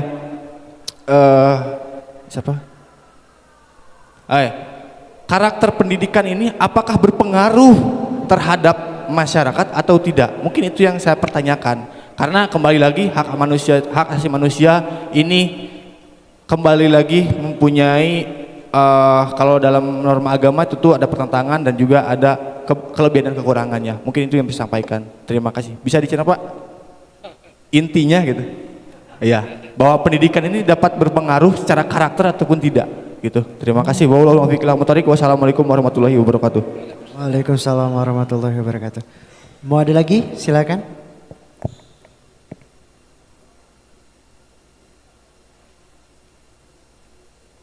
Assalamualaikum warahmatullahi wabarakatuh. Izin, saya Ajib Kurniawan dari anak Ibu Pertiwi. Ini saya sedikit mau mempertanyakan tadi dari Pak Guru Gembul bahwa kalau misalkan pendidikan itu bullying sekarang yang terjadi dari teman-temannya cuma 11% dan tadi Bapak bilang bahwa yang seharusnya disekolahkan itu adalah orang tuanya. Nah, sedangkan yang terjadi di Indonesia sekarang itu bahwa pendidikan itu cuman ada untuk anak TK sampai mungkin berusia 18 tahun ya, kelas 12 itu rata-rata. Nah, dengan umuran segitu kan otomatis belum bisa jadi orang tua. Kira-kira solusi apa nih Pak untuk pendidikan bagi orang tuanya agar bisa ngedidik ke anak nantinya? Atau apakah nanti bakal dibalik? Karena kalau misalkan yang sekolah itu orang tuanya, lantas buat apa dong harus ada instansi pendidikan untuk anak gitu. Mungkin nanti bakal nyambung sama yang ditanyain Pres. Dan kalaupun ini nanti solusi dari contoh atau solusi dari Pak Guru Gembul, nanti saya mohon dari Pak Hasbullah, apakah hal ini bakalan bisa terrealisasikan oleh instansi kepemerintahan atau gimana, apakah enggak gitu. Mungkin segitu sih pertanyaan dari saya. Assalamualaikum warahmatullahi wabarakatuh. Waalaikumsalam warahmatullahi wabarakatuh. Ya, ada dua penanya. Yang pertama itu terkait apakah pendidikan hari ini yang terjadi hari ini akan merubah ataupun akan mempengaruhi dari sistem pendidikan itu sendiri ataupun yang lain atau karakter tadi. Kemudian yang kedua, pendidikan seperti apa yang harusnya kita berikan kepada orang tua ataupun yang harusnya dipersiapkan orang tua sebelum nantinya menginjak masa-masa menjadi seorang ibu. Mungkin seperti itu, Ibu. Boleh dijawab? Boleh Pak? Baik, karena pertanyaan tadi itu cukup meluas, saya mungkin mengambil ininya ke budaya hukum. Apakah pendidikan kita itu bisa berdampak ke budaya hukum? Ya, supaya saya lebih fokus di situ gitu Pak ya. Bahwa budaya hukum itu kan harus dimulai dari lingkup keluarga terkecil. Ya, kan kira-kira gitu. Di keluarga kita itu ada hukum yang tertulis, ada yang tidak tertulis. Ya, kan? Dan itulah yang menerjemah menjadi hukum positif dan hukum adat, kan kira-kira gitu ya. Artinya di rumah itu kan ada hukum-hukum, mungkin kebiasaan-kebiasaan dan sebagainya. Lalu ada juga hukum-hukum yang bisa diterima menjadi hukum positif. Ketika di rumah itu sudah kita terbiasa menaati hukum, kita sudah, kalau Islam ketika waktu sholat kita sudah konsisten bisa melaksanakan sholat, kan kira-kira gitu, bangun subuh dan sebagainya. Terus tentang kebersihan sudah menjadi bagian adab dari kebiasaan itu, maka itu kan menjadi budaya. Ya. Artinya kebiasaan-kebiasaan yang tumbuh di rumah menjadi kelasiman sehari-hari, lama-lama menjadi budaya, kan kira-kira gitu. Lalu bagaimana dengan pendidikan kita hari ini? Nah, ini yang saya biasa teman-teman kritisi, bahwa saya biasa mengatakan bahwa ternyata kesadaran hukum kita itu tidak berkorelasi positif dengan tingkat pendidikan. Ya. Itu saya biasa bikin hipotesis gitu. Karena ternyata apa? Ternyata orang-orang yang melanggar hukum itu adalah orang-orang yang berpendidikan. Ya kan? Hari ini orang yang terjadi korupsi, terjadi apapun itu orang-orang hebat, ya kan? Dari sisi akademiknya sudah jelas. Dari kemampuan ekonominya sudah di atas rata-rata pendapatannya. Dari sisi jabatannya sudah luar biasa punya jabatan. Mulai dari bupati, gubernur, menteri, kan kira-kira gitu. Nah, sehingga kadang saya berpikir, kenapa masyarakat kita ini kesadaran hukumnya tidak berpengaruh dari sisi pendidikan? Karena yang ternyata yang korupsi adalah orang-orang yang berpendidikan, kan kira-kira gitu. Yang lebih gampang hari ini kita keluar sebentar di motor di sini lihat. Kalau waktu sekolah, anak-anak sekolah kita hari ini kan naik motor tidak pakai lagi helm. Dia belum saatnya pakai motor, tapi kita lihat hari ini berseliweran kan. Mungkin sebagian anak mahasiswa kita hari ini pakai motor tanpa SIM. Tapi itu kalau mahasiswa saya itu sudah 17 tahun. Dia sudah punya hak tentang itu. Tapi coba lihat anak-anak SMP kita di kota Bandung, SMA, semua difasilitasi tentang kendaraan bermotor kan. Dan itu realitas yang kita hari ini. Nah, itu baru satu sisi. Coba kita lihat tentang tadi dianggap Pak Gembul. Bagaimana tingkat kesadaran kita terhadap lingkungan hidup. Mohon maaf saya bilang, sebagai orang Islam, mungkin saya pertama kali masuk di Jawa Barat agak tersinggung juga ketika pernah juga viral di media sosial dulu itu. Bahwa saya tidak tahu katanya kenapa ada orang Islam yang begitu mengharamkan babi, tapi dia hidup lebih jorok daripada babi. Karena sampah-sampah kita kan di sungai apa namanya? Itu kan dianggap WC terpanjang di dunia. Kan kira-kira gitu. Mulai dari kotoran apa sampai spring bed pun ada di dalam sana. Itu kan budaya. Apa kita tidak berpendidikan? Masalahnya pertanyaannya itu sekarang. Punya nggak dampak budaya itu? Nah itu yang saya katakan hari ini. Coba lihat sungai-sungai kita. Apa saluran air yang ada di Bandung lah, nggak usah terlalu jauh. Coba aja lihat sampahnya apa di dalamnya itu. Itu kan perilaku budaya. Dan itu dilakukan orang-orang yang berpendidikan. Ya kan? Nah, bagaimana dampak pendidikan terhadap ini kesadaran? Nah, inilah menciptakan budaya yang tidak gampang. Karena saya anggap kebudayaan itulah yang bisa melahirkan tentang kesadaran hukum. Islam mengajarkan kita tentang adab lebih berharga daripada ilmu, ya kan? Adab itu adalah budaya, ya kan? Adab itu adalah budaya. Nah, itu yang mungkin hari ini kita terlena saya. Itu yang mungkin kita hari ini terlena. Ternyata pendidikan kita itu tidak nyambung dengan dunia realitas. Hari ini kita bicara tentang aturan, tapi coba Anda keluar hari ini sebentar lihat di depan itu. Betapa banyak orang yang tidak menggunakan helm. Betapa banyak anak-anak sekolah kita sudah hal biasa memakai motor tanpa helm dan dia belum cukup 17 tahun. Dan itu dipertontonkan menjadi budaya. Ya kan? Sehingga kita menganggap pelanggaran hukum itu hal biasa aja. Setiap hari kita dipertontonkan orang korupsi, orang dengan tenteng bisa ketawa-ketawa tentang korupsi. Bukan sesuatu aib. Yang korupsi itu hari ini kan bisa ketawa-ketawa, masuk di televisi dan sebagainya. Coba budaya kalau orang korupsi itu dihukum oleh masyarakat secara sosial bahwa dia tereliminasi dari masyarakat. Kira-kira mau nggak orang? Nah itu yang hari ini menjadi pertanyaan. Sehingga mohon maaf, ternyata dampak pendidikan kita itu hari ini tidak berdampak. Ya. Dan kita mungkin tidak bisa menyalahkan kaum pendidik bahwa loh, saya kan sudah serahkan anak saya ke sekolah, ke kampus. Harusnya para guru dan dosen lah yang bertanggung jawab. Gimana mungkin? Tidak mungkin dong. Bahwa kesadaran hukum itu harus dimulai dari rumah tangga Anda. Kampus dunia pendidikan itu hanya berapa persen dari waktu itu. Ini juga kesalahan kita.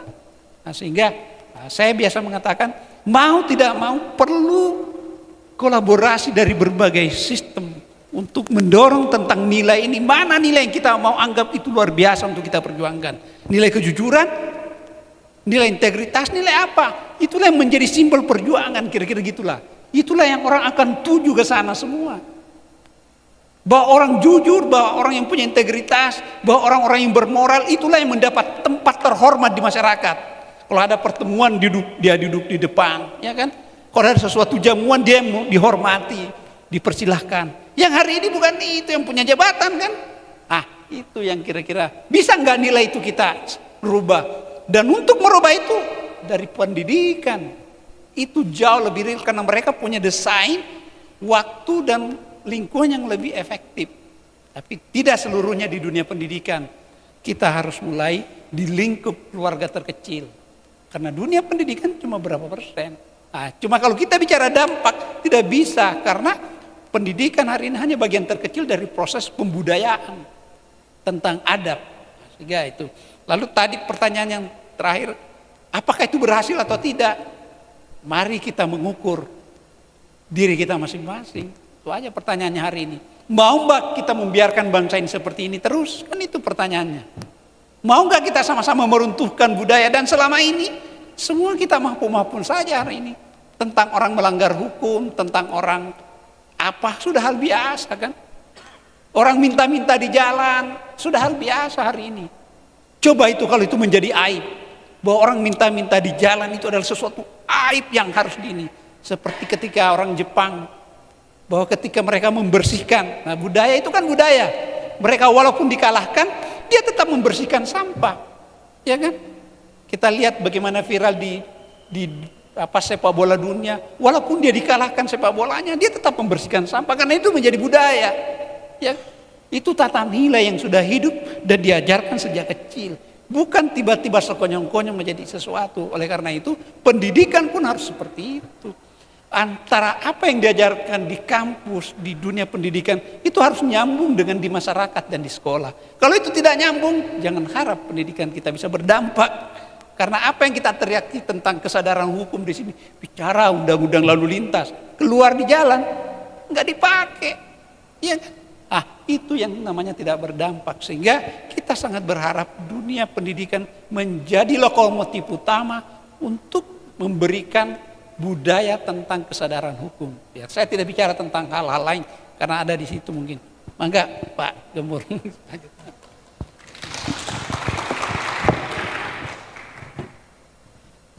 Radikal deh Pak. Tetap radikal. Saya coba untuk menyatukan dua pertanyaan itu dalam satu. Ya, tadi itu adalah terkait dengan pendidikan itu berdampak nggak sih gitu ya? Pendidikan itu berdampak nggak? Terus kenapa orang tuanya yang nggak dididik? Kenapa? Kan kita nggak seperti itu. Gini nih, mari kita pisahkan dulu antara apa yang dimaksud dengan pendidikan dan apa yang dimaksud dengan pendidikan formal, sekolah, universitas dan sebagainya. Berpendidikan itu wajib, sekolah itu nggak wajib. Bahkan ketika negara mewajibkan pun sebenarnya sekolah itu nggak wajib. Karena yang paling penting itu adalah pendidikan. Di Papua sana ada anak-anak SD yang untuk sampai ke sekolahnya dia harus melakukan perjalanan jalan kaki 2 jam, melewati 2 kali sungai penuh dengan buaya. Kepleset sedikit, berantem sama buaya. Dan kadang-kadang mereka berantem sama buaya. Dan seringnya menang. Karena kalau kalah hilang. Nah, ketika mereka di sekolah, mereka ngedengerin guru ngomong bla bla bla bla bla. Tapi fakta yang sebenarnya adalah bahwa mereka terdidik sejak mereka sebelum datang ke sekolah. Melakukan perjalanan ke sekolah, menghindari buaya, berantem dengan buaya, itu adalah ilmu yang tidak diajarkan di sekolah, tapi jauh lebih relevan daripada mereka mendengarkan guru ngomong. Karena cara berantem atau cara menghindari buaya itu berdampak besar terkait dengan kehidupan mereka. Mereka bisa sekolah tuh gara-gara mereka bisa menghindari buaya. Bukan mereka sekolah kemudian mereka bisa menghindari buaya, bukan. Mereka bisa sekolah gara-gara mereka bisa menghindari buaya. Artinya apa? Pendidikan itu dimulai sejak mereka berangkat dari sekolah. Jadi jangan satukan apa itu pendidikan formal dengan pendidikan. Kalau misalkan berbicara tentang pendidikan formal, tadi Bapak benar, kalau misalkan kita sebut data statistiknya, 86% koruptor di Indonesia lulusan perguruan tinggi. Artinya semakin tinggi jenjang pendidikan kita, semakin besar potensi kita jadi koruptor. Jadi akang-akang yang ada di sini kemungkinan untuk korupsinya lebih besar daripada tukang gorengan di pinggir jalan. Nah, ini calon-calon koruptor jangan-jangan. Jangan-jangan, saya mah tidak mendoakan tidak apa, cuman jangan-jangan begitu. Karena data statistiknya menyebutkan demikian, bukan berarti demikian, tapi data statistik menyebutkan demikian. Semakin tinggi jenjang pendidikan yang kita ampu, semakin besar potensi kita untuk korupsi. Nah, jadi sekali lagi pisahkan antara pendidikan dengan pendidikan formal. Jadi apakah pendidikan berdampak? Berdampak. Apakah pendidikan formal berdampak? Nah, itu perlu dipertanyakan. Harus ada riset, dan di Indonesia tidak ada riset terkait dengan hal itu. Nah, terkait misalkan apakah berdampak atau tidak pendidikan formal di Indonesia? Tidak. Nah, kita butuh riset, tapi mari kita main dengan rasio dulu sebelum kita masuk ke logika. Jadi gini, saya punya murid, dia nilai ekonominya selalu 9 dari SMP sampai SMA, dan kemudian dia masuk jurusan ekonomi. Tetapi sekarang dia fakir miskin. Artinya apa? Pendidikan ekonomi itu tidak berpengaruh, tidak berdampak bagi dirinya. Dia bahkan tidak memiliki kemandirian finansial. Bagaimana ceritanya dia bisa ranking 1 dan selalu dapat nilai sempurna untuk pelajaran ekonomi? Kan gak nyambung. Pernah nggak nemu orang yang dapat nilai ekonomi selalu tinggi, masuk jurusan ekonomi, tetapi dia tidak tajir, tidak mandiri secara finansial? Pernah nggak nemu orang seperti itu? Banyak. Kenapa? Karena pendidikan ilmu ekonomi formal di Indonesia tidak berdampak. Coba contoh yang lain. Pernah nggak waktu sekolah masuk jurusan IPS, yang ranking 1 jurusan IPS ternyata tidak bisa bersosialisasi dengan teman? Kan ilmu pengetahuan sosial, tapi bersosialisasi dia gagal. Pernah nggak nemu seperti itu? Artinya tidak relevan pendidikan kita itu. Kenapa tidak relevan? Cek masuk lagi ke poin-poin yang lebih dasar lagi. Kita belajar ilmu biologi, ya kan?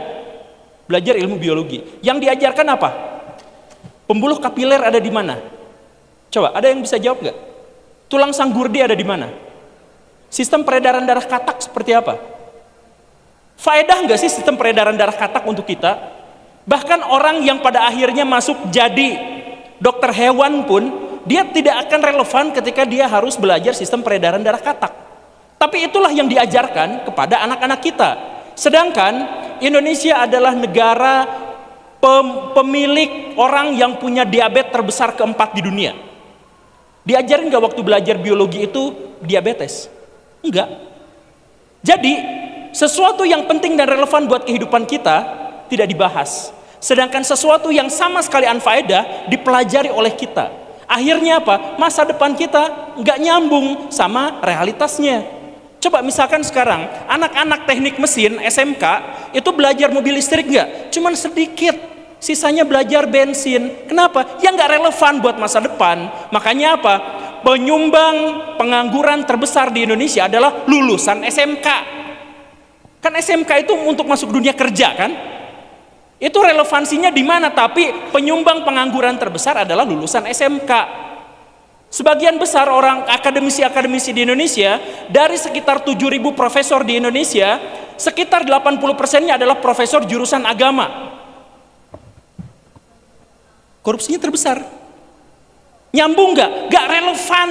Jadi lihat pendidikannya, lihat outputnya, nggak ada yang relevan. Kemarin Pak Nadiem ngomong terang-terangan, 80% orang di Indonesia yang bekerja tidak sesuai dengan prodinya. Prodinya hukum, jadi presenter. Ada yang seperti itu. Artinya apa? Artinya pendidikan kita tuh gak relevan. Saya tidak mengkritik yang ada di sini. Ya ini mau untuk Indonesia secara umum. Cuman maksud saya adalah pendidikan kita itu kebanyakan tidak relevan karena terlalu protokoler. Dan karena itu maka fokus pada pendidikan formal itu adalah salah satu jenjang alternatif yang harus kita lalui. Dan karena itu, satu, jangan dulu pertanyakan soal pendidikan relevan atau tidak. Karena yang harus dipertanyakan adalah pendidikan kita yang di formal itu relevan atau tidak. Yang keduanya, soal UKT tadi kan, gimana mau sukses, gimana masa depan gini kalau misalkan UKT saja mahal? Yaitu karena masuk ke dalam jenjang pendidikan formal, di mana jenjang pendidikan itu ada biayanya, ada apa-apanya, dan itu sebenarnya tidak berdampak besar terhadap pendidikan itu sendiri. Saya ngobrol sama Pak Rocky Gerung. Dia kan S1. Tapi dia berani berdebat dengan para profesor. Padahal dia S1, artinya apa? Tidak ada relevansi di situ. Bukan berarti mengkerdilkan orang-orang yang bergelar profesor. Cuman maksudnya ada potensi orang-orang yang S1 itu bisa mengimbangi profesor. Bisa, karena apa? Pendidikan dengan pendidikan formal itu adalah dua hal yang berbeda. Sampai sekarang saya masih ngebimbing orang-orang untuk menulis disertasi. Saya guru honor S1. IPK jelek. Tapi sampai sekarang saya ngebimbing disertasi. Artinya apa? Sekali lagi bukan merendahkan orang yang gelarnya profesor atau doktor atau insinyur atau apa segala rupa. Bukan. Tapi kalau misalkan Akang secara hakikat bertanya, gimana kita mau maju kalau UKT-nya mahal? Bukan, pertanyaannya bukan gitu. Pertanyaan yang lebih relevan adalah gimana kita mau maju kalau kita nggak mau mikir gitu. Harusnya kan gitu. Gimana kita mau maju kalau kita jarang baca? Itu. Kalau misalkan gimana kita maju kalau UKT mahal, itu nggak relevan. UKT mau segede setinggi apapun, ya udah saya tinggal DO dari kuliah, saya nggak akan kuliah, udah. Karena pinter tidaknya, berpengaruh atau tidaknya, berdampak atau tidaknya, bermanfaat atau tidaknya, saya tidak terpengaruh oleh UKT. Karena itu berpengaruh pada diri saya sendiri. Kalau saya rajin baca, saya bikin riset, saya jadi aktivis, saya menolong manusia, saya bermanfaat untuk manusia, saya menyampaikan ide-ide saya terus-terusan menggali ilmu pengetahuan dan teknologi, dan itu tidak saya butuhkan dari universitas, maka saya bisa maju dengan atau tanpa pendidikan formal. Gitu kan? Jadi yang tadi, yang misalkan kan nanti mental anak-anak kita nanti kalau orang tuanya mau sekolah mau enggak tuh enggak terlalu penting. Sekolah yang paling penting itu adalah sekolah pendidikan tadi itu. Sekolah orang-orang Yunani artinya apa? Sekolah itu artinya waktu luang, waktu ngegabut. Jadi sekolah yang sesungguhnya adalah ketika kita ngegabut, kita dapat ilmu apa gitu.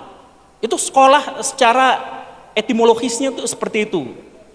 Jadi gini Kang, Akang bolehlah demo habis-habisan soal UKT. Karena yang berantem kan Akang sama rektorat. Silahkan demo habis-habisan, silahkan itu. Tapi poin pertamanya adalah, seandainya Akang sekarang DO, bisa nggak Akang jadi penegak hukum besar di Indonesia nanti? Kan itu masalahnya. Jadi universitas itu adalah sebuah sarana yang kita tempuh untuk mencapai tujuan kita. Sarana. Jadi kalau kita tidak memiliki sarana itu, kita memiliki sarana yang lain. Yang paling pentingnya adalah mental untuk belajar.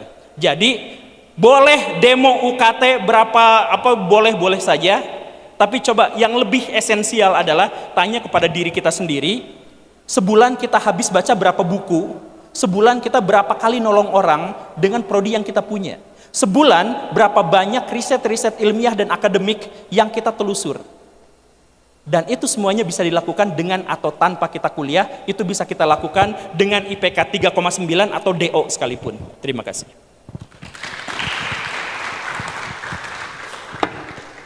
Baik, mungkin itu saja yang dapat disampaikan. Selanjutnya saya akan bacakan terkait kesimpulan. Kesimpulan untuk hari ini.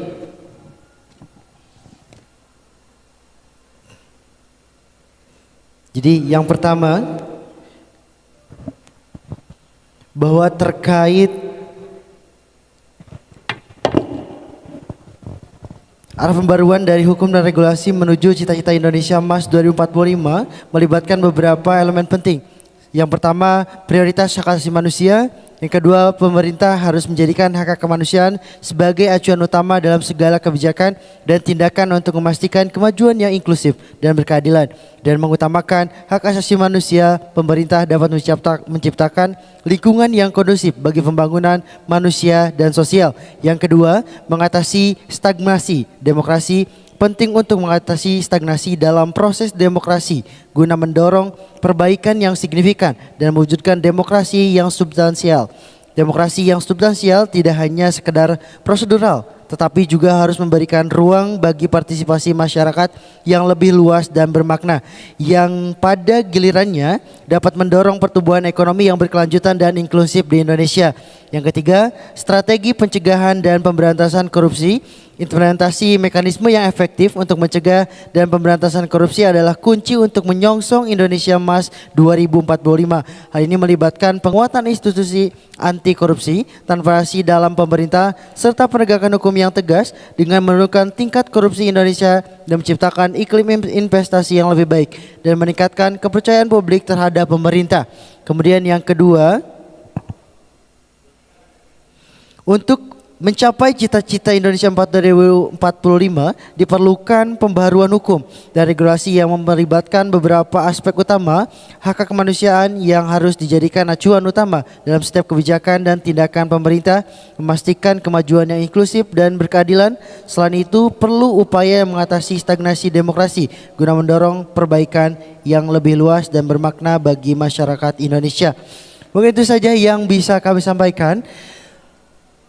Mohon izin terlebih dahulu kepada panitia untuk memberikan sertifikat dan plakat. Dipersilahkan.